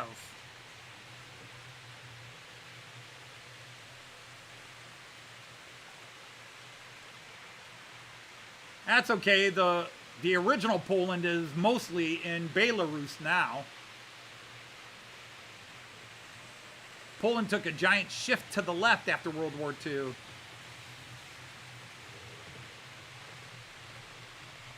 You're on volume 2 with your restraining orders.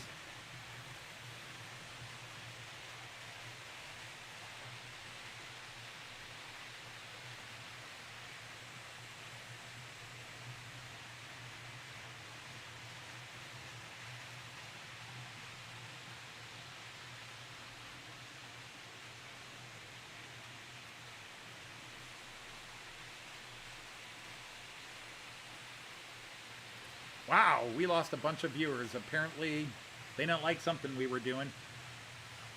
We were at 41 and bam, 25.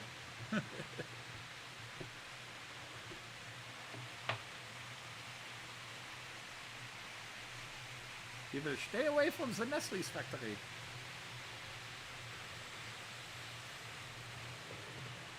The best things about going to Germany, easy access to all the different flavors of Ritter.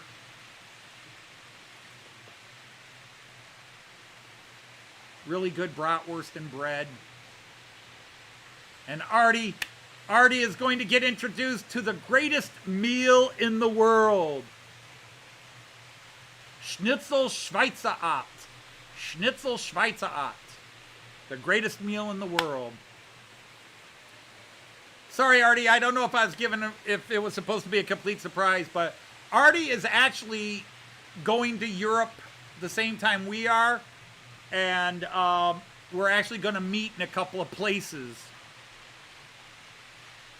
He's going to meet us in Hamburg, and he's also going to see us in Frankfurt briefly.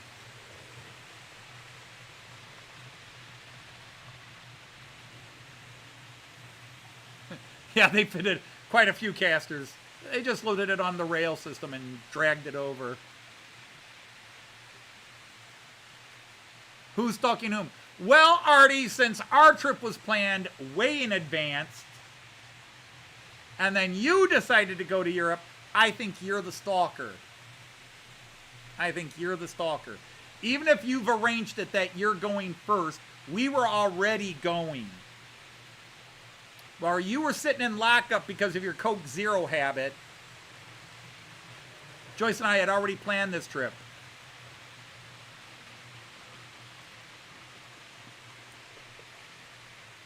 But we're going to take Artie down to Delmenhorst, my German hometown. My adopted hometown. I am an official honorary citizen of the town of Delmenhorst.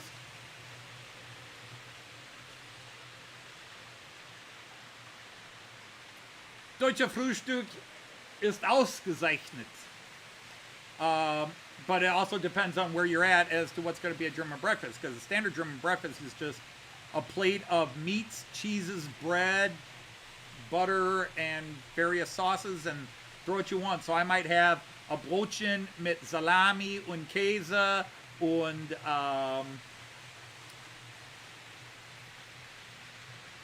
Remoulade, and then I'll have a piece of a Brötchen mit Marmelade oder Marmelade und Käse.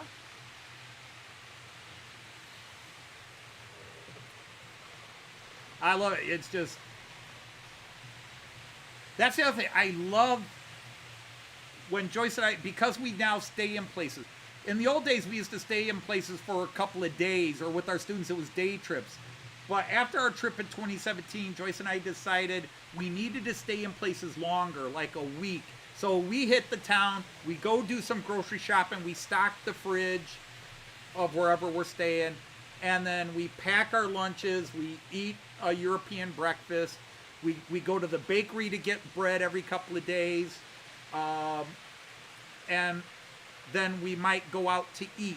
So we'll eat breakfast before we leave, we'll pack a lunch, and then we'll get dinner, or we'll eat a big lunch and come home for a light dinner, or decide to get an ice cream or something instead of dinner.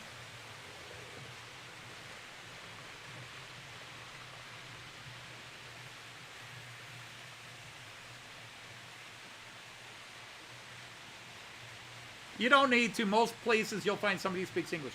Hey, Aaronville, that's a good question. Yes, you can do Miniature Wonderland in a day easily. You will love it and want to go back, but that's the thing. You can do it easily. You can do it in 2 to 3 hours. Do the main tour and see everything, 2 to 3 hours.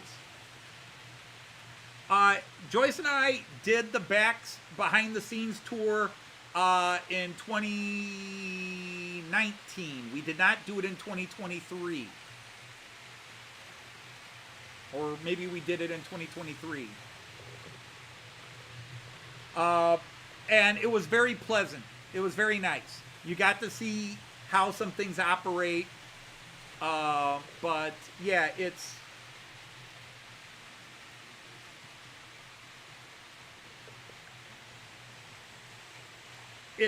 an amazing place. I had a friend, Heinz, that he would go with us to Miniature Wonderland, and we would take the whole tour and go through the whole place, and he would just stay at the airport. He would just sit there and watch the planes. The entire 2-3 hours we were there, he just watched the planes. I've got friends in Germany who go like twice a month, and they will just say, today I'm going to spend 2 hours in Scandinavia.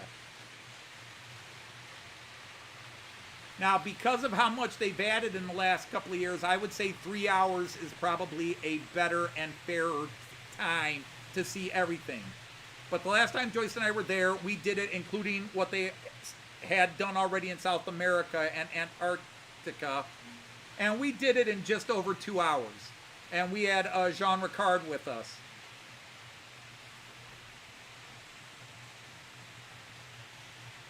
But this is my 7th time going.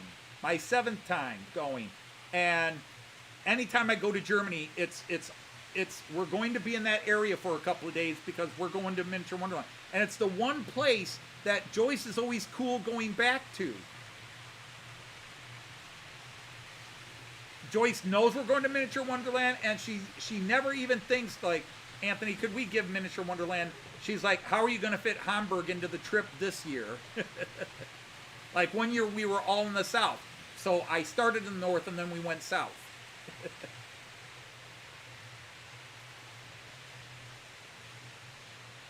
This year, no, Anthony Millport, 2026 we're coming to the UK. This year we're going to Germany. 2026 we're coming to the UK for a month.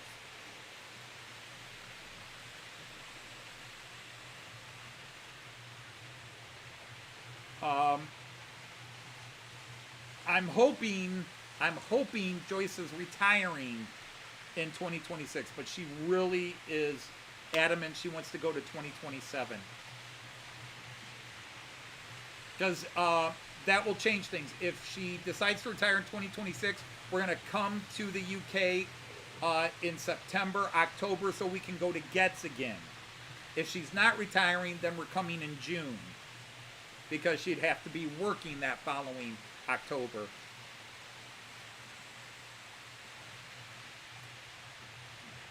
When we come, again, depending on whether we go June or October. If we go to October, we would do Getz, and if Warley's on the same weekend again, we would do Warley at Staffold Farm or Staffold Barn and Getz. We would do both like we did last time, if we get to come in October because Joyce is retired.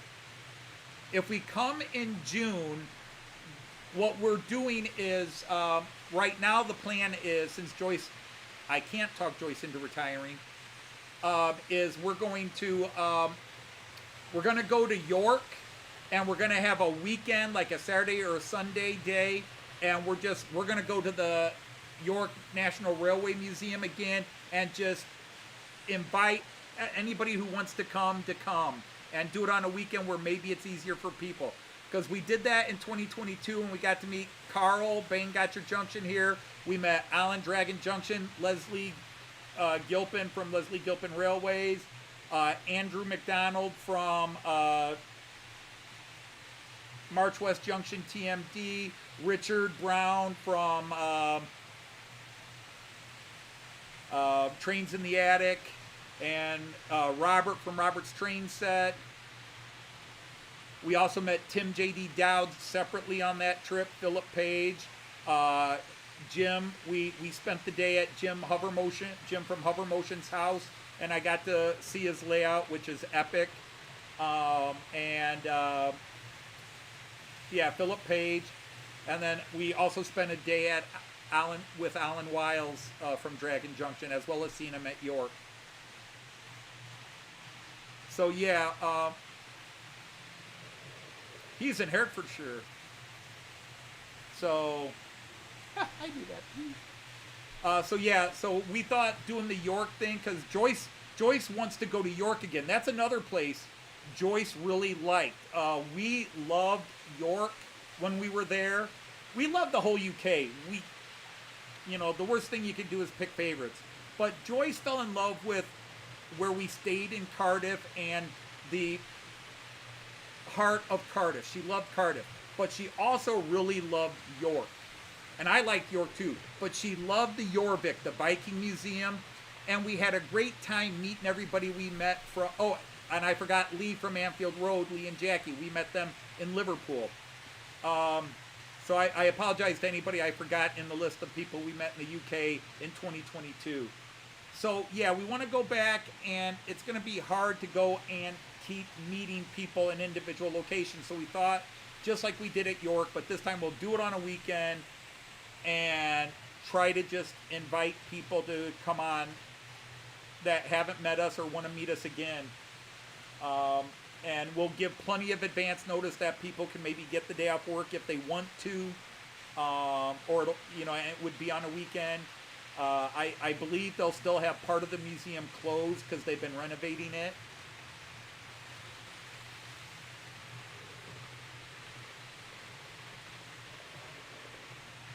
So we love to meet anybody we can meet.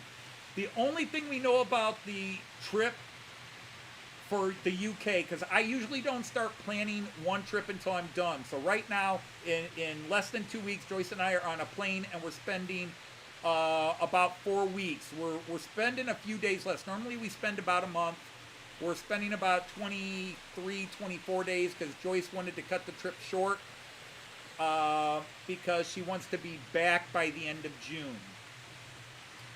But we...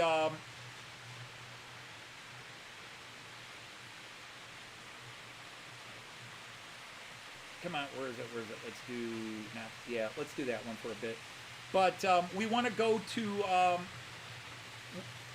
we're not quite sure how we're going to work it, but one of the plans we're going to do is we are going to hit London, and the plan as it is right now is we're going to take the Caledonian Sleeper from London overnight up to Inverness, and then we're going to spend a week up around Inverness, come down to Glasgow and see Glasgow. We were thinking we wanted to go way up to northern Scotland and see some things, but I think as we're looking at other things we want to do, and so from there we're going to come down to York, and then from York we're going to go down. We'd like to go over to, even if it's only for 2 or 3 days, go over near the Birmingham area, and then we want to go over to Kent, and then like Bristol or Plymouth, go down into that southwestern corner, get into the Sussex, Cornwall area, but we're thinking Bristol or near Bristol. But we want to get over to Kent because my family's heritage that we think will be the easiest to trace was in Kent for a couple of centuries. The earliest known record of my family, father to son, 730, 40 years back, we're first mentioned in the year 1280, and then 20 years later, Peter Doge, D-O-G-G-E at the time, Peter Doge, was knighted and given land in Scotland by Edward I during the Scottish Wars. And he was allowed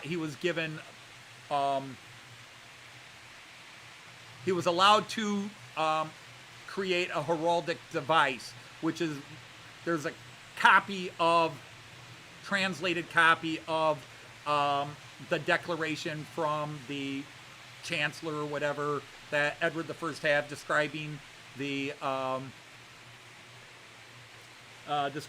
coat of arms. And we had the Dodge family coat of arms. The original one that dates to the 1300s was burned in a fire in the United States in the 1700s. And then a new one was made. And the last person I knew who had it was my Uncle Dale. He had the coat of arms. Technically, the coat of arms should go to my son, because my son is the last male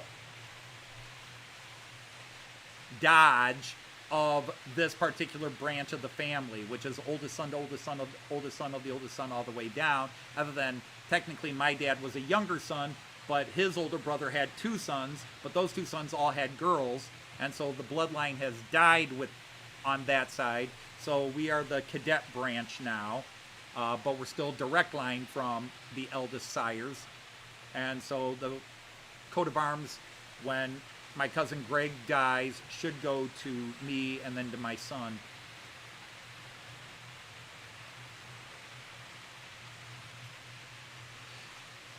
Yeah, Anthony, Joyce and I spent 5 days in Edinburgh in 2022. We loved Edinburgh.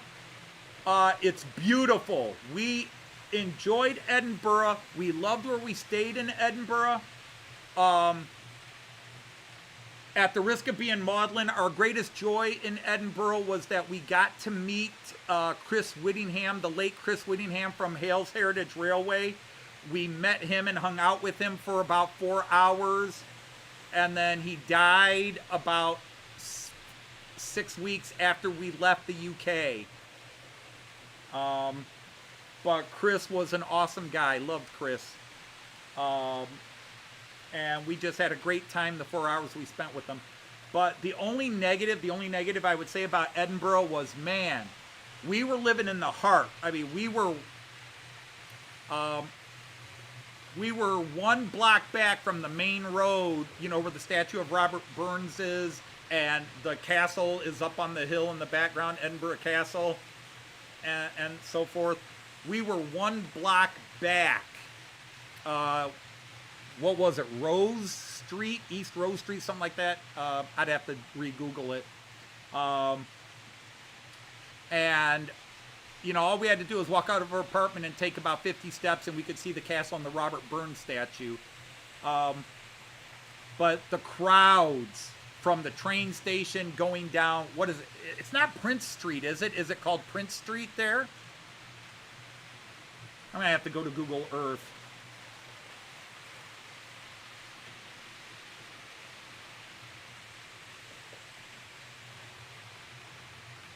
Great Gouldy Moogly. Joyce, it's after 5. Where are you?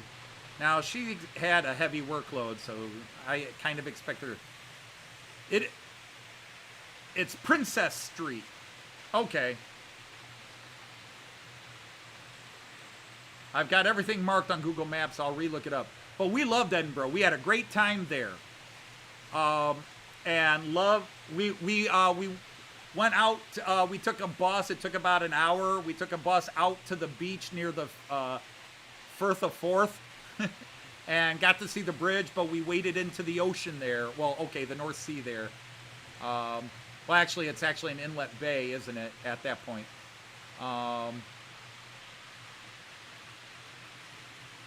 Yeah, Portobello. We went to Portobello. Yeah.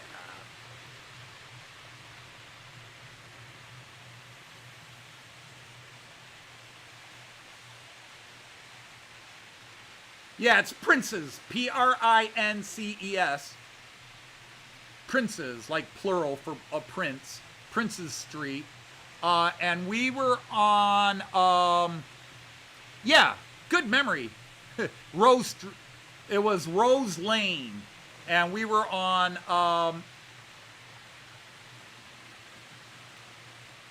North Rose Lane. Now, Rose Lane is weird because you have Rose Lane, north and south, and then it goes through, the middle of this block, and then it comes onto a street, and then you have another Rose Lane, north and south. But it was awesome. We had a beautiful apartment that we rented, and yeah, but we loved Edinburgh. But Joyce is a person that, other than York and Miniature Wonderland, she doesn't like going back to places. She wants to always see something new. You got one life. She wants to see as much as she can. Nah, Joyce is a 5-minute walk from work. She doesn't need me to pick her up. Takes Joyce 5 minutes, maybe 10 on the way home to walk home from work. She is literally just up a side road here. We showed you where I used to work and where Joyce works now.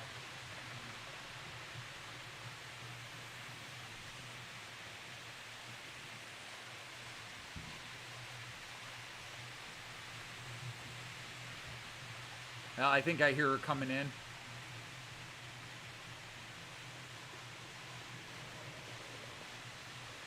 But yeah, I loved Edinburgh. We had some fun. We even went to the Edinburgh Dungeon, those silly rip-off. We don't think it's a rip-off. It was fun. It was something fun to do. And we went to the Edinburgh Dungeon bit, and had some fun in that. Oh, that'd be awesome if she came in with pizza, but I doubt it. Because Aaronville, the more you come to live streams, you'll find out, as the regulars know, is that there will eventually be a question sometime between 5:30 and 5:45. What are we doing for dinner? That has become just as a part of this live stream as running trains and having 16 cameras.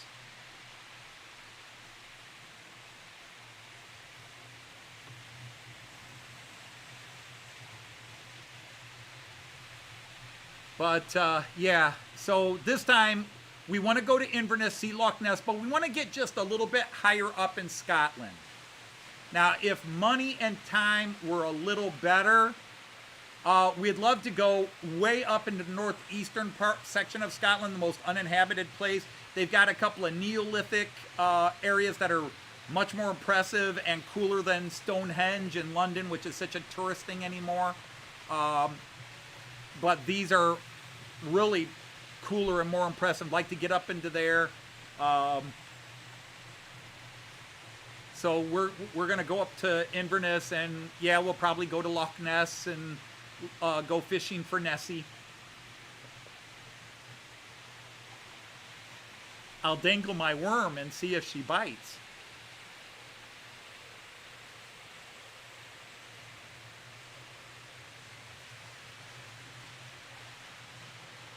That would be cool, Carl. That would be cool, and it's not too late to add Warwick into our trip. Because when we were in, how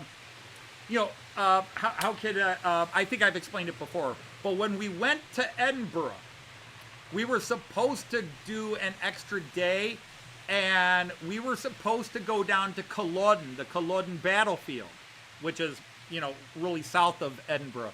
But we were supposed to go to Culloden battlefield and sprinkle the ashes of my friend Dean McConnell on the battlefield. And we got permission to do it. We wrote the Culloden people and explained the situation, and we got permission to do it. But when we were scheduling the trip and saying, okay, we're going to do this, my friend Dean's my late friend Dean's, his wife, our good friend Deb, just could not put ashes in the bottle and hand it off. Dean had even picked out the bottle before he died. But it was a request he made right before he died. But he said, that bottle, put my ashes in it, take it, and sprinkle it. So we had contacted the the United States air traffic people and all that. The UK stuff said this is what we were going to have. And then we talked to Culloden and got permission that we were going to come up and do it. And then Deb, at the last second, just could not do it. She just could not give us any of the ashes. We were like, well, do you want to just put some in a vial? Because this was something we promised we would do. So next time we are near Culloden, we might mention to her, we're going again. Are you willing to do it this time? Because my friend Dean believed he was Scottish. Dean McConnell. He believed he was a reincarnation of a Jacobite soldier who died at Culloden. He was convinced of it. Hark! Somebody is behind me.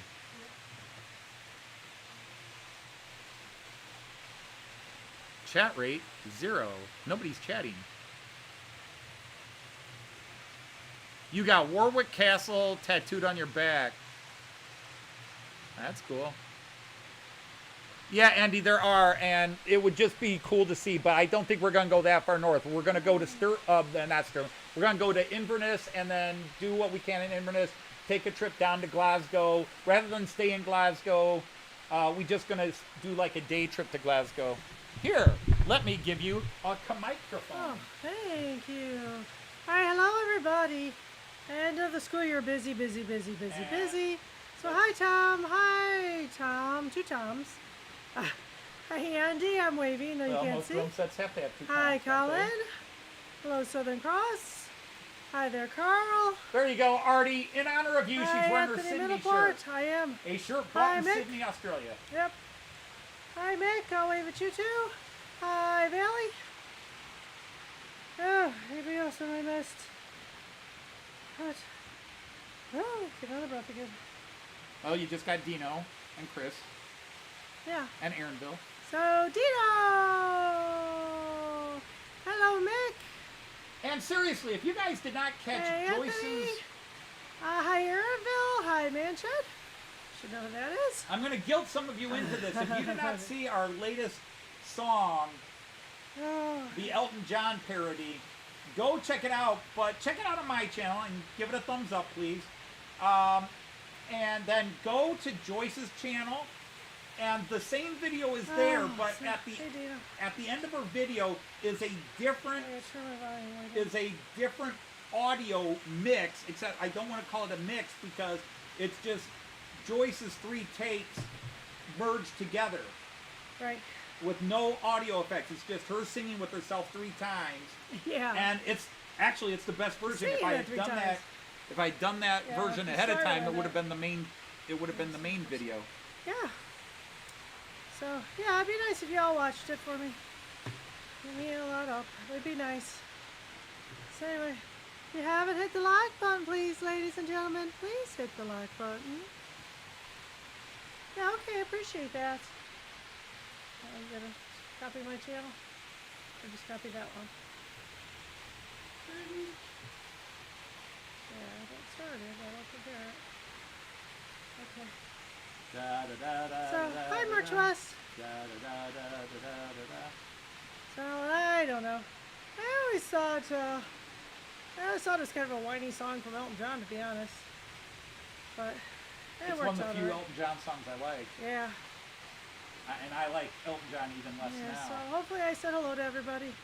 I hate if I missed you. Ever since I was in Liverpool, Elton John went from I like Elton John to I hate Elton John. Well, yes, because he messed up our trip to... He messed up my trip to Anfield. Anfield, I was yeah. supposed to see the Cup that day, but now Elton John decides to do a concert, so the Cup is closed. Yeah, I wanted to see the car. Bastard. Yeah. Yeah, oh, I understand, Andy. You do get behind. It's very easy to do. Kind of crazy easy. Okay. Yeah, we knew better at 34 likes, I think. Apparently not. I Get y'all already into angered a it. lot of people and probably lost my... No, you angered people, huh? Well, I brought up the Mr. Dodge bit. That I don't like being called Mr. Dodge when I go into live streams and people call me Mr. Dodge because they say, you know, they greet everybody as Bill and Mike and Andy and everybody, and then I'm Mr. Dodge. And I feel like I'm, even though I know it's done with respect, It is. I want the same level of respect as everybody else. Well, indeed, but You know, I cringe at that when people call me Mr. Dodge. I know, feel you like do a little I just bit. want to be Anthony. heaven knows you're very used to it. So hi there, Artie. Overused to it, which is why. Yeah, I've got my Sydney shirt on today. So anyhow, if you go to that video and then click, there's a link in the description that says alternate take, alternate version. So you don't have to watch the whole video again. But there is it's just Joyce in 3 different takes. There's no real video. It's just pictures of Joyce. But it's her doing take 1, take 3, and take 4, which we used to build the main video. And I just blended all 3 together, and it actually came out really nice. No tricks, no alterations. Locking and sequencing. I'd even synchronize certain parts where she was, like one of the takes was a little bit ahead. Yeah. I just let it go Yeah, I net know you on do that that, draw. Andy. Yeah, it's usually a Lots of hi Andys. Bill, John. Although the Johns always have numbers. John 1, John 2, John 7, Yeah. John 26. Which sounds like you're quoting Bibles. Hey, you left out Dave. We don't have a lot of Daves that come into. We have Kiwi Dave when he's here, and hi Kiwi Dave if you're watching on Makeup. Yeah, there's some And then Daves Dave from come in. Scott Rails will occasionally come in. Right. Although he's spending time with family, so he's not doing his... Mick, you don't spell Liverpool like that. Yeah, Dave, Andy. Hey, a couple Johns. Yeah, I hate to say that, Artie. And for somebody who bashed Sydney a lot while we were there, Artie,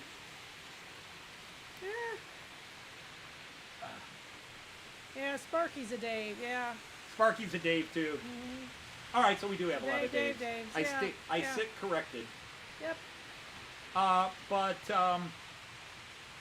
No, I'll take Liverpool as a city anytime over Sydney.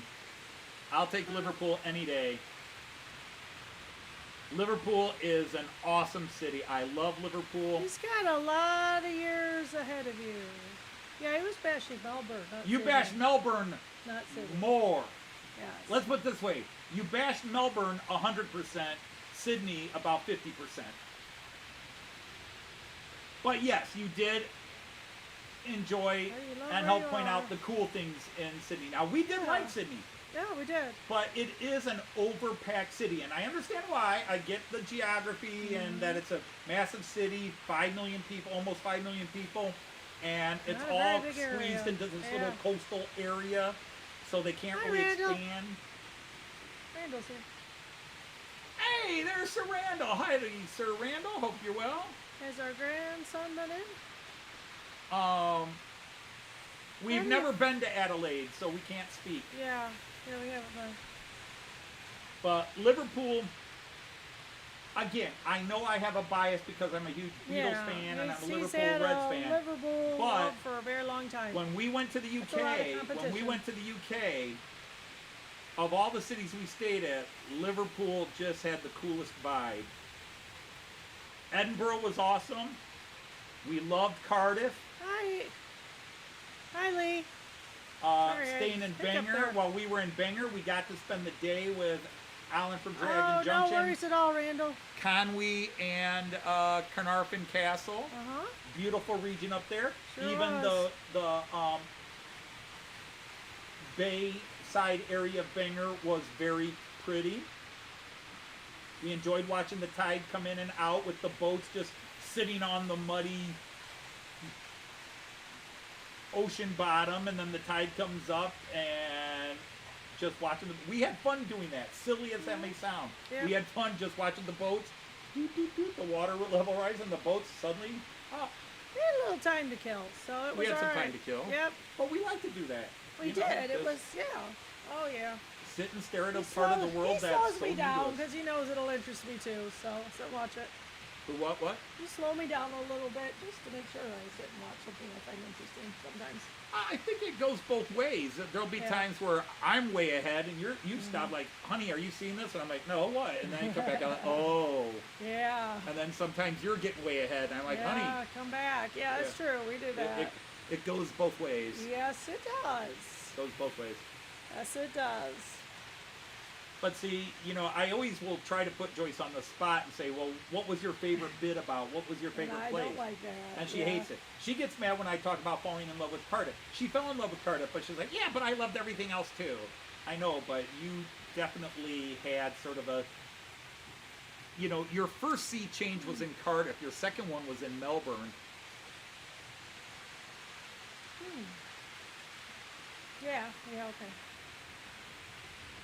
Or though, would we call the stopover in Hawaii also a sea change? Oh, perhaps. Yeah, and I didn't, Because Cardiff was the first city where we went down and there's the big water. Right, We live yeah, on a we enjoyed that. big lake. One of the, yeah, a big lake. and we've seen, I've seen all 5 Great Lakes. She's seen 4 of the 5. That's true. So we've seen, and the Oh, Great is Lakes it? are huge. Oh, I've seen all 5 of them. Have you been? When were you to Superior? We went up to Superior and did the sea locks. That's the butt end of Superior. You're right. Yeah, I wasn't in Superior, but Right. You're Yeah. right. You're right. I apologize. You have seen the that. kids. Lucas Wood is in. Oh, Hey, Lucas So, Wood, hey, welcome Lucas Wood. in. Oh, I appreciate that, but let's knight you. 2 years in college at Lake Superior. You were a great mythology teacher, so one of your students. Nice. That's the second one of my students today Yeah? at Lake Superior. Lake Superior State. They used to have a We'll really check great in hockey every now team. and Won a then. national Yeah, that's championship nice. against all the big schools. I remember when Lake Superior State won the NCAA national championship in We hockey. could It row shocked to everybody. Sparky's meet and greets. Technically, we could, but I don't want to go across a huge lake doing it. What did Artie say? Already said we could, we can row to Sparky's meet and greet. Which we could go across the lake. We don't want to go on our little inflatable boat across the lake, but No, you don't and want it to. would be faster You to don't drive. even want to go on the lake in a boat, Faster to drive. our boat. Not that boat. Yeah. But yeah, we how far behind are you in the video there? Oh, Way behind. Yeah. Way behind. Way behind. So yeah, we but Cardiff was the first time where Joyce, all the places we've gone. Now we've had cities like Joyce For smugglers. liked the city of Kempten, but the first city in Germany you really were like, where you said, I could live here, was Pirna. Yeah. Pirna outside of Dresden. Yeah. You really like Pirna. The area, very Right. beautiful scenic area, and it's everything Joyce wants, hills and river.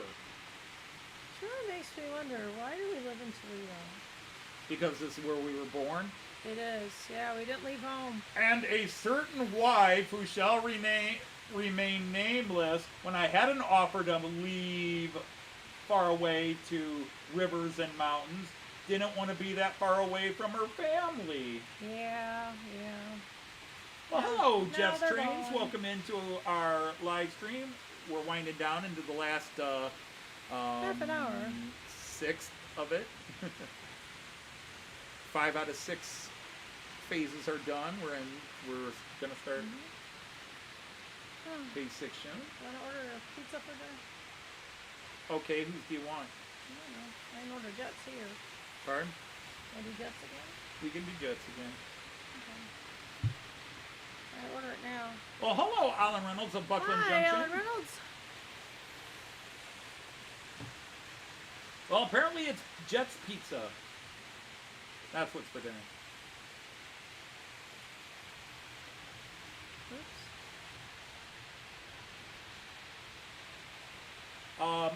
Yeah, Artie, but yeah, Australia is not a place she put on her would like to live here list. Sorry. Pirna and then Cardiff. Cardiff was another well, one. you, no, not DoorDash, Joyce. You did that last time.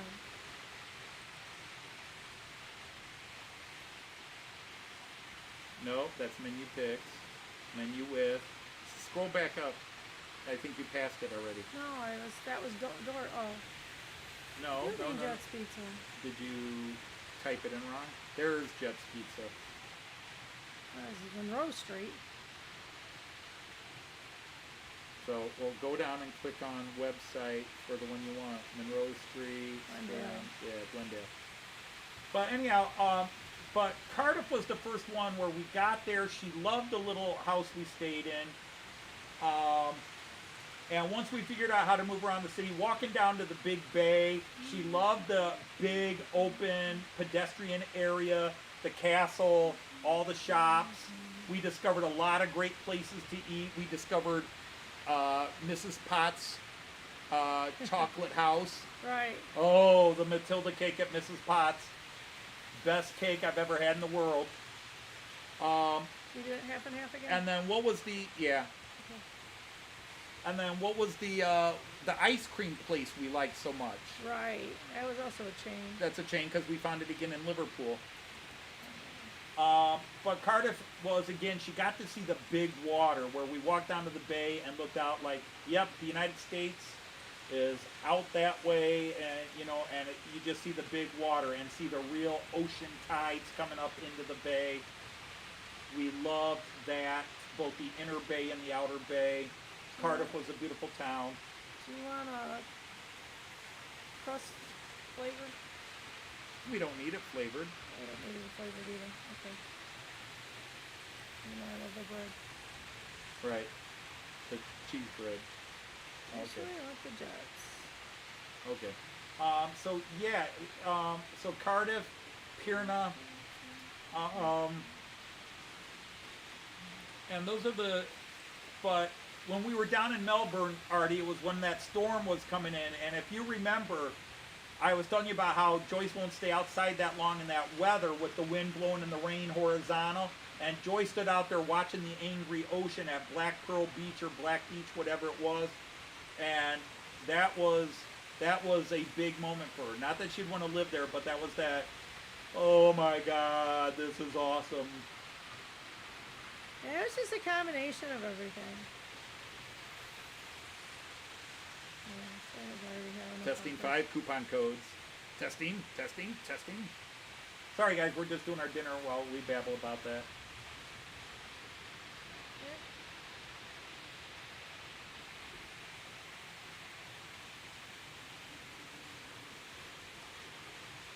Actually, Detroit isn't that rough, nor is Queens.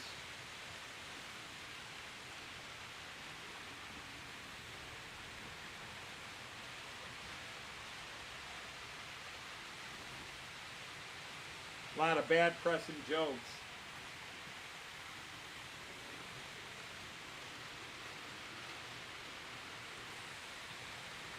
Okay.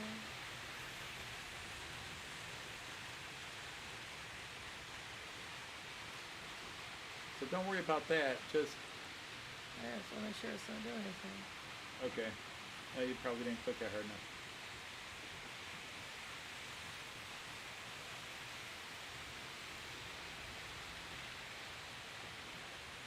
I agree. Oh, for goodness sake. When do you want it? Today, ASAP. Yeah, confirm order details. Just click the, yeah. And then add the tip, 20%. Actually, 25%, but they didn't offer that one to you. So, I don't know if I had it or not. Should.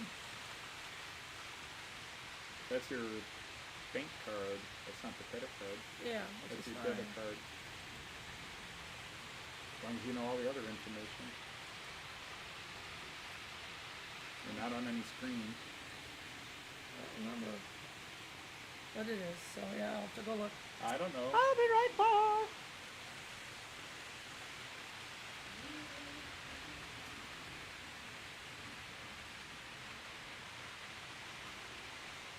But sorry about that, folks. Well, you have to decide, Jeff.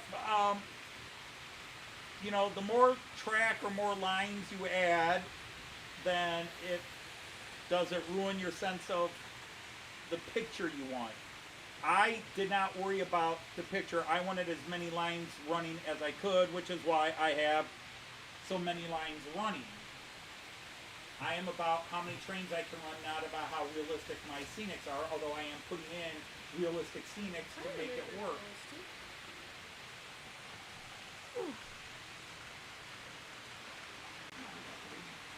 There we go.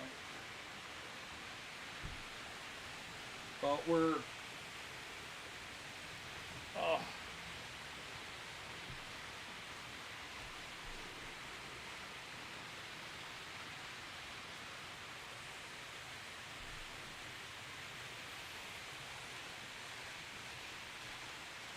But there are so many places in the world, but I am, even though I just got done talking about ancestors in Scotland, I am 3/4 German, or ancestors in the United Kingdom. But I am 3/4 German. I speak German. Whenever I go to Germany, it feels more like going home than going on vacation. That sounds a little creepy there, Jean Ricard. Hello, Joyce. I have been watching in the background.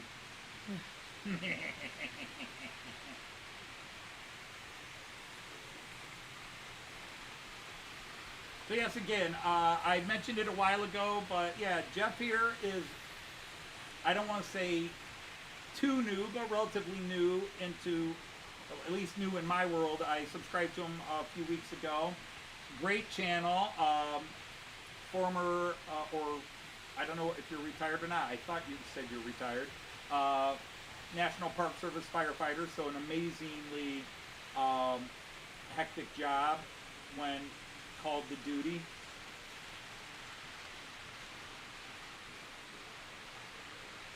Goodbye, Anthony at Middleport.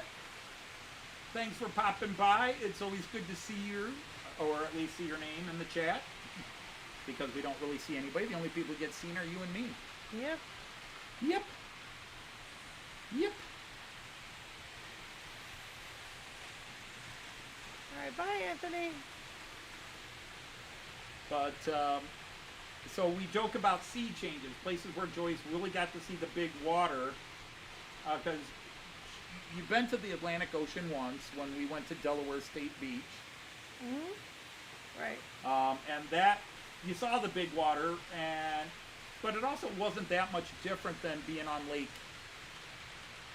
Erie Beach, other than the water clearly was much wider and no horizon, or, you know, nothing but water to the horizon.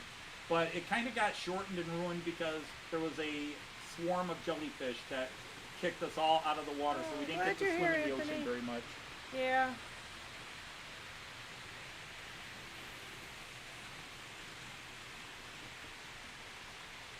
Okay, well, you sorted Railing that. issues, yeah, but you Yep. fixed it.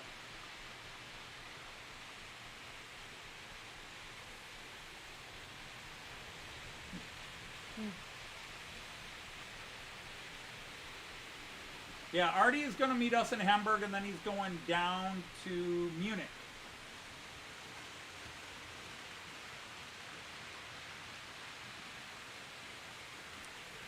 plan on keeping her there. Oh. Okay, I would like to say hello. Say what? Oh, Kyan would like to say hello. Well, say hello, Kyan. Yeah. I was All just right, saying, if you're new to the you channel, can say plug hello your all at ears. once. Plug your ears, everybody. The almost weekly time. Yeah? Lindy Loves is my eldest child, my oldest daughter. Yep. And Kyan is our only Kyan grandson. is our only grandchild, grandson. And it's that Really, greeting there's no time. pressure. Are you ready? Yep. Kyan! Opa loves you! Opa loves you! Love you guys all, Lindy, Chris, and Yeah. Kyan! And Kyan! Opa! Opa! Opa! You haven't been down here in a while, Kyan. You gotta come and play some trains again. Yeah, really. It's about time, I think. And all these other people saying hi to Kyan, so that's Yeah, nice of That you. is nice. Not that he can read it, but, you know, No. my daughter will read it to him. Yeah. Oh, Eric's here, or has he been here? It's the first time I've noticed. Hi, Eric! Hi there, Eric. Oh, no, I'm sorry. I was thinking Eric from Columbus. Ah, gotcha. No, Yeah, he Eric was here is earlier. on down Eisenbahn. Frankfurt, then München. Yeah, you're going back down to Frankfurt, then on down to München. München. Yeah, we tend to say the German names of the cities. Yeah, we München. do.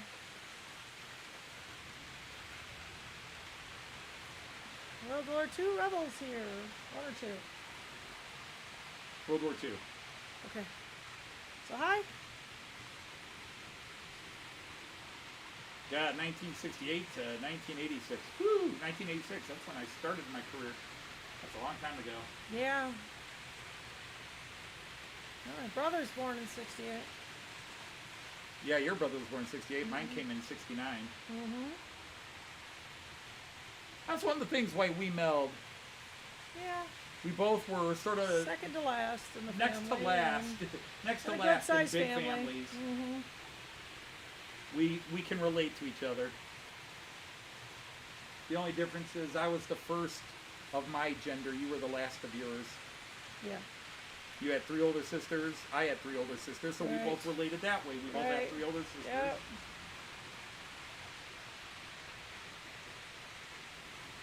But, you know, going back to that whole bit of sea change, but it was just at Cardiff. We went out there, and it was just so different. It was a totally different world. Right. And it's the first time you're really seeing the big water. I mean, again, we've been to the North Sea and Cuxhaven and Bremerhaven and that, but you had all the islands out there. So this was like one of the first times, other than not in the United States, where you just looked out and it's just the big water. And then,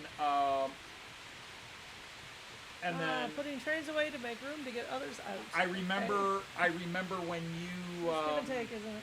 you know, when we went down to the beach in Honolulu. Yeah, that was awesome. Yeah, there was. I could see a change in your eyes and mindset there. Oh yeah, we could spend time here. Oh yeah, we could come down here. All right, you didn't have to do And then, of course, StreamYard this week. then staring at that angry ocean in Melbourne was sort of like, Oh, but that was exotic. because that brought in the other thing, your love of weather, especially angry weather. Yeah, that's true. So you had the big water, extravagant place, beautiful place, the angry ocean, Mick and was the in the crazy Army in weather. '68. So that was everything.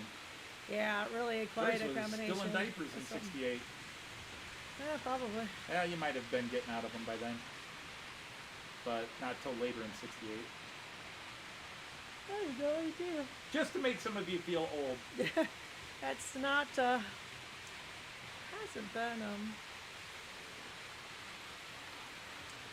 that was never shared with me Who? What? when I was potty trained. That was never shared with me. I don't remember it. Think anybody? Yeah. That'd be a weird thing to kind of catch on. There's just a point where you realize you're doing it. It's like Cayenne, other than his occasional accidents Great at day. school, There you go. preschool. Yeah. A freight day, Friday night. Yeah, I am running more freight than I would normally do because I think I have 3 different freight guys going. Not that one. I'm also running mostly old stock. That one there. Yeah, I've got the big container, which is all Era 6 containers, but being pulled by an Era 4 locomotive. Okay. And everything else is Era 3 and 4. But like I've got the Class 50 here pulling all this Era 3 and 4 Yeah, okay. stock here. And then the late Era 3 One of your express train steamers there. out. And then I've got the little Class 24s Right. pulling all the grocery wagons. Right. See, I always wanted to get a camera on the inside over there. I just don't know where I could What, put it. another one?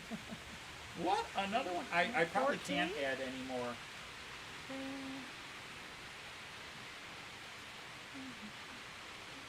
Well, I have acquired quite a large collection, so I'm happy with it.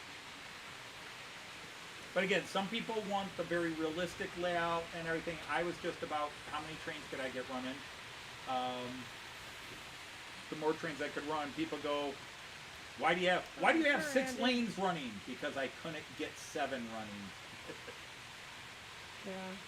That's like the old Woody Hayes joke. Why did you go for 3 points there? Or why did you go for 2 points there?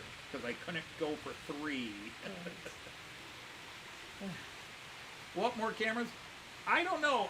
Every now and then I try to add a camera to the system, and the last camera struggles.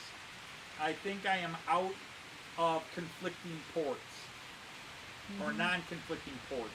Right. And that's where you really get the cameras fighting. Like when you try to add too many cameras on a laptop, really you can go maybe up to 4 or 5, but after that they start fighting for address. All right, Eric, take care of yourself. Which one? Oh, Eric. Rondon. Guten Abend.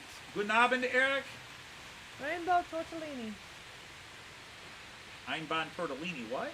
He's having rainbow tortellini tonight. Oh, rainbow Dinner's tortellini, ready, that's was his point.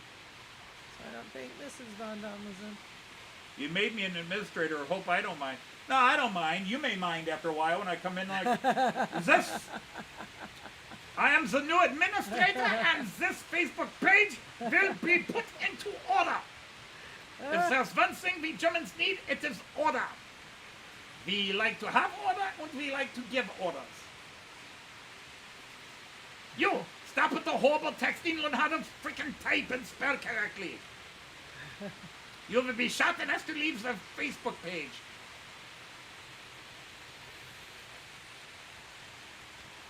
Your pictures are to be perfectly leveled and square, or 9 by 16.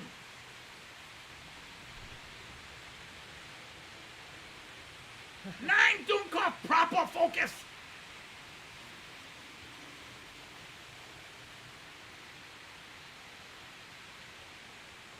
Sorry, my ankles.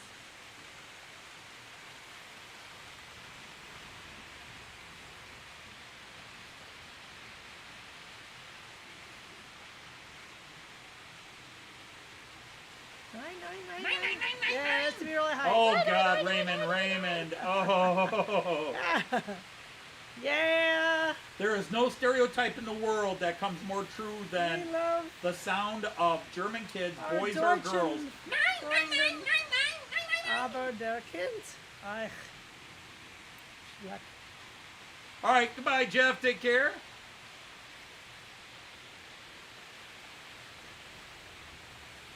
Randall says, I always wanted to be banned from my own Facebook group. Then do it.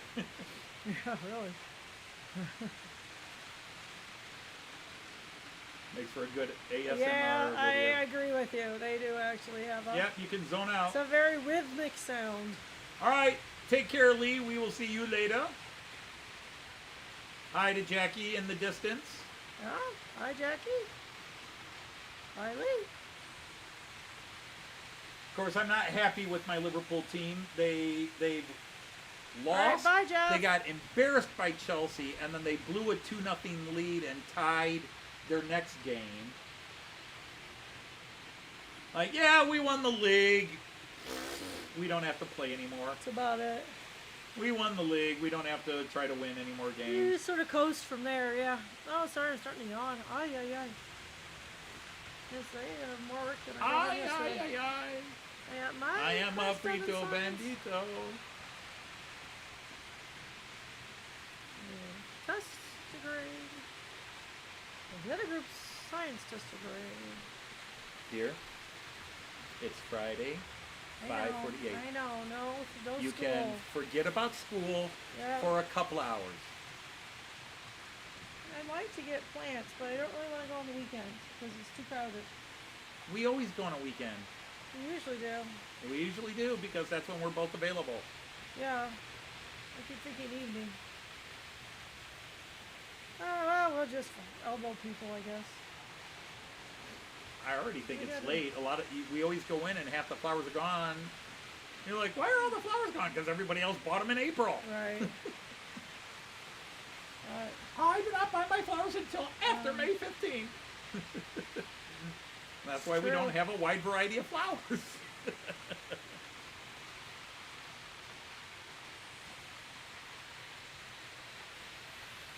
Welcome to Gardening with Anthony and You Joyce. refiled the new restraining order against me? His neighbors? All about the chaos. You are right with that, Randall.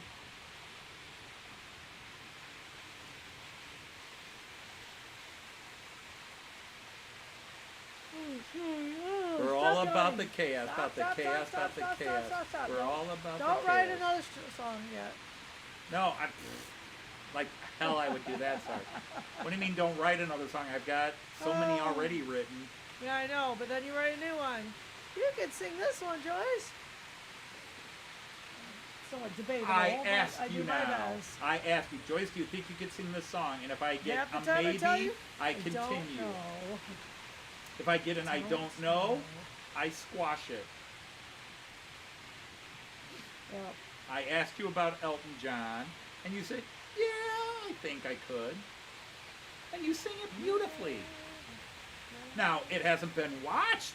You know, the views are, but you sang it real nicely. It was cool. Alright. I don't know, maybe, you know, but still, it doesn't explain why the views my are low. birthday's in 9 days. Yeah, your birthday's in 9 days. I forgot what you get me. I thought it was making you a new top for your failing tank stand. So what am I getting you for your birthday besides the spanking? Oh, I'm sorry, I said that publicly. Oh, no. Although, we should make a garden stream so you could take notes. Jean Ricard. Mister, I haven't cut my grass in several years. Dollar Fun Store?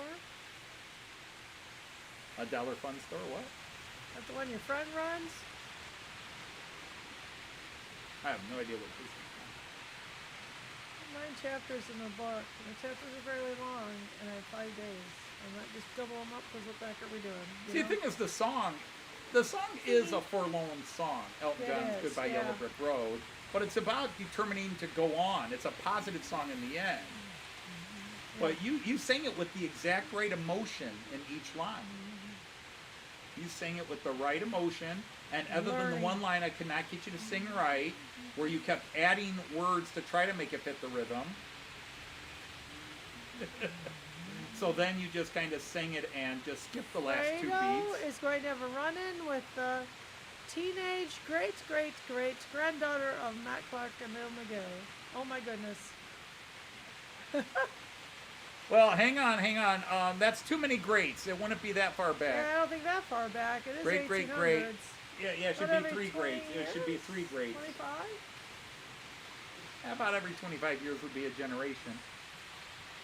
So 120. Well, I suppose. Child. Yeah, it's still a child.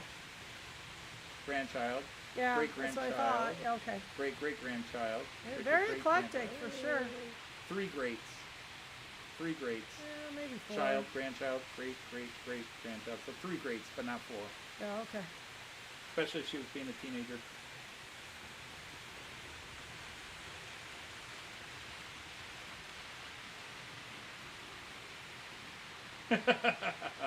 God, I love that. That's an old one there, Chris, but always a good one to hear.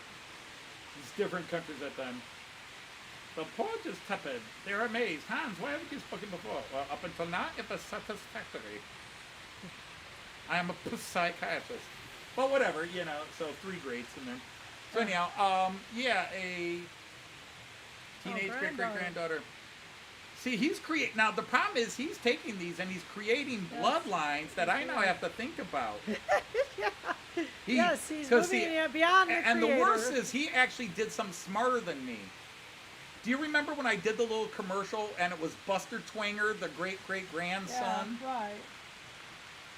Well, he did them as Rusty Twanger the Fourth, which, why not? Yeah. So now I have to create, there's a family feud between Buster Twanger and his brother Rusty Twanger the Fourth. There you go.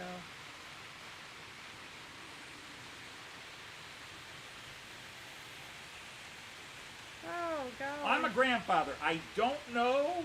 There's an outside chance I could live long enough to become a great-grandfather. We'd probably have to be fairly old. But when my grandfather died, Young. at 84, he had like 3 great-great-grandchildren. Mm-hmm. Yeah. We had them young, but our children are not having their children young. Okay, Randall, this is, either way, it's funny. Oh, golly. Did they name her Nancy or did they name her Lil? It's funny either way. You're 30% British. Speedy Lil. Speedy Lil. Oh, it was Andy. It's Lil, damn it. But see, that's my question to you. Would it be There's two funnier if choices. he named her Lil or funnier if he named her Nancy? Probably funnier if her named her Nancy. It would be funnier to name her Nancy I and think everybody so. calls her Lil. Yeah, that could be that. But she wouldn't be McGill Right, it's true.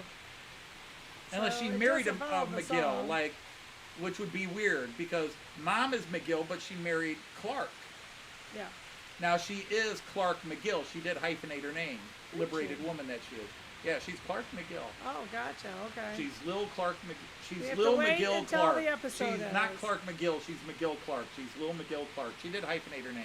Oh, okay. How about that? She wasn't getting rid of the alliteration of her name. Lil McGill Clark, yeah. Her name was McGill, and she called herself Lil. But Do you like everyone potatoes? knew her as Nancy. Yeah, The that's fair. line- Me too. The other line that sparked an entire 4-year obsession between Randall bringing up Tales of the Century with Matt Clark, Right. and then me coming up with the character Lil McGill and deciding that her name was it was so funny because there was a couple of years where I could go on to certain people's live streams and some of the hosts like Ray, when he would do Sidetrack Sunday, would just go, and all of a sudden you'd hear, "It's Lil, damn it," or "It's all a bunch of horse poop." Yeah. Oh, shucks. Yeah, it means it's time to do And another this is one. what happens when you take a couple of years off. All the catchphrases Yeah, are gone they're now. gone. Yeah, they've been replaced. Matt, did we just... Yes, Diesel Dan, we just flew up another train. Who's we? I didn't shoot no magic She's a finger off of relation some... of Rusty and Buster Twanger. And their sister Busty. Oh, God, Andy, you just wrote that. Oh, Busty Twanger. Wow. Oh, wait, how did the families interbreed that way? Yeah. Because you got to remember, there's Yeah. other things you got to remember. Randall, remember the children. You got to remember the children of Matt and Lil at the end of the last Christmas special. Yes. And in case you don't know, we have Luke and Leia. Luke and Leia Little are Star Wars the for ya. are the twin children of Matt and Lil. Well, they're cousins. We'll tell you that. Yeah, did he go Wait a minute, to- he's now. Oh, they're cousins. He's now creating entire bloodlines out of my He story. sure is. Yeah, well, you stay in your time and he can do his. How about that? As long as I get my royalties. There you go. Because see, if I were to suddenly do Matt Clark in the modern era, I now have to incorporate his as part of the Yeah. canon. Yeah. Or I have to do like George Lucas and go, that is not part of Right. the universe canon or the Tolkien family. Right, yeah. That is not canon in Middle Kissing Earth. cousins. That has nothing to do with our father's work or our grandfather's work.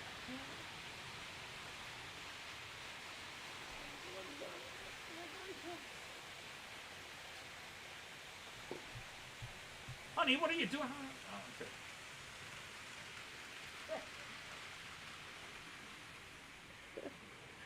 Mhm. Now you know what I'm going to say to that. Behave. I am behaving. Oh, that Badly. cute girl was your kissing cousin. Indeed, indeed. Oh, we don't want to get into that. Uh-huh. I mean, I realize you're close to Arkansas, but still, no. What? No, we didn't say that. So wrong. Oh, it looks so serious. I should look tired. What do you get?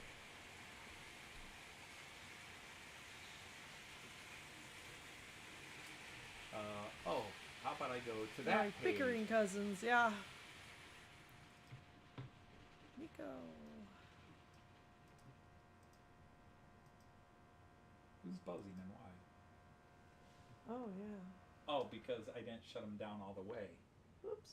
He's buzzing because his motor's still running, Right. but it's not creating enough juice to Move. move it. Yeah. If you watch Game of Thrones, they're worse. He's from Oh, the just south end. Oh no! Study, Oh no! You're really Study the European monarchy. Oh my Monarchy? God. Monarchy. There we go. Southwestern Ecumenical Council. Shut up. Southwestern Ecumenical Council. Southwestern Economical. No, Ecumenical. Ecumenical. Southwestern I get a little tongue-tied at times. Trains to family relations. and What's sometimes happened? it's a good You're thing. on Anthony's live feed. That's what happened. Try living with him. He changes direction sometimes. I get whiplash. If you've ever watched Games of Thrones, there's worse. No, Games of Thrones can't come close to what I've done, or Tolkien. But that's a different story. Anyhow, it is now that 6 o'clock time, Yes, it is. which is the dinner hour here. Dinner's already been decided and ordered. So, once again, we want to thank all of you who came by and spent some or a lot of your Friday afternoon and evening with us. Again, please go back and watch some of the videos we have posted. You know, we support you, you support us, and then everybody It's laundry supported. time. And Yeah. sometimes it's hard to support, like overworked Brawa on Dolly Parton.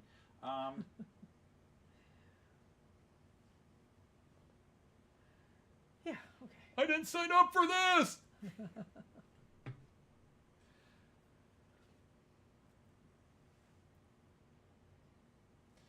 The two hands when your bra needs extra support. Enough of that. Okay. Yes. So anyhow, Focus. I am focusing, but on the wrong things. True that. All right. Stimda. So we want to stimda. Yeah. Oh God, how many times am I going to hear that in Germany this year? Yeah. On that note, we want to Thanks thank for you all coming for being in. with us. Thanks for coming in. So, anyhow, good night. Auf Wiedersehen and tschüss. Take care, everybody. I'm sorry. Auf Wiedersehen Choose. and happy train. Bye. Good night, everybody. You Take took care. my part. I know. I put you out of the script.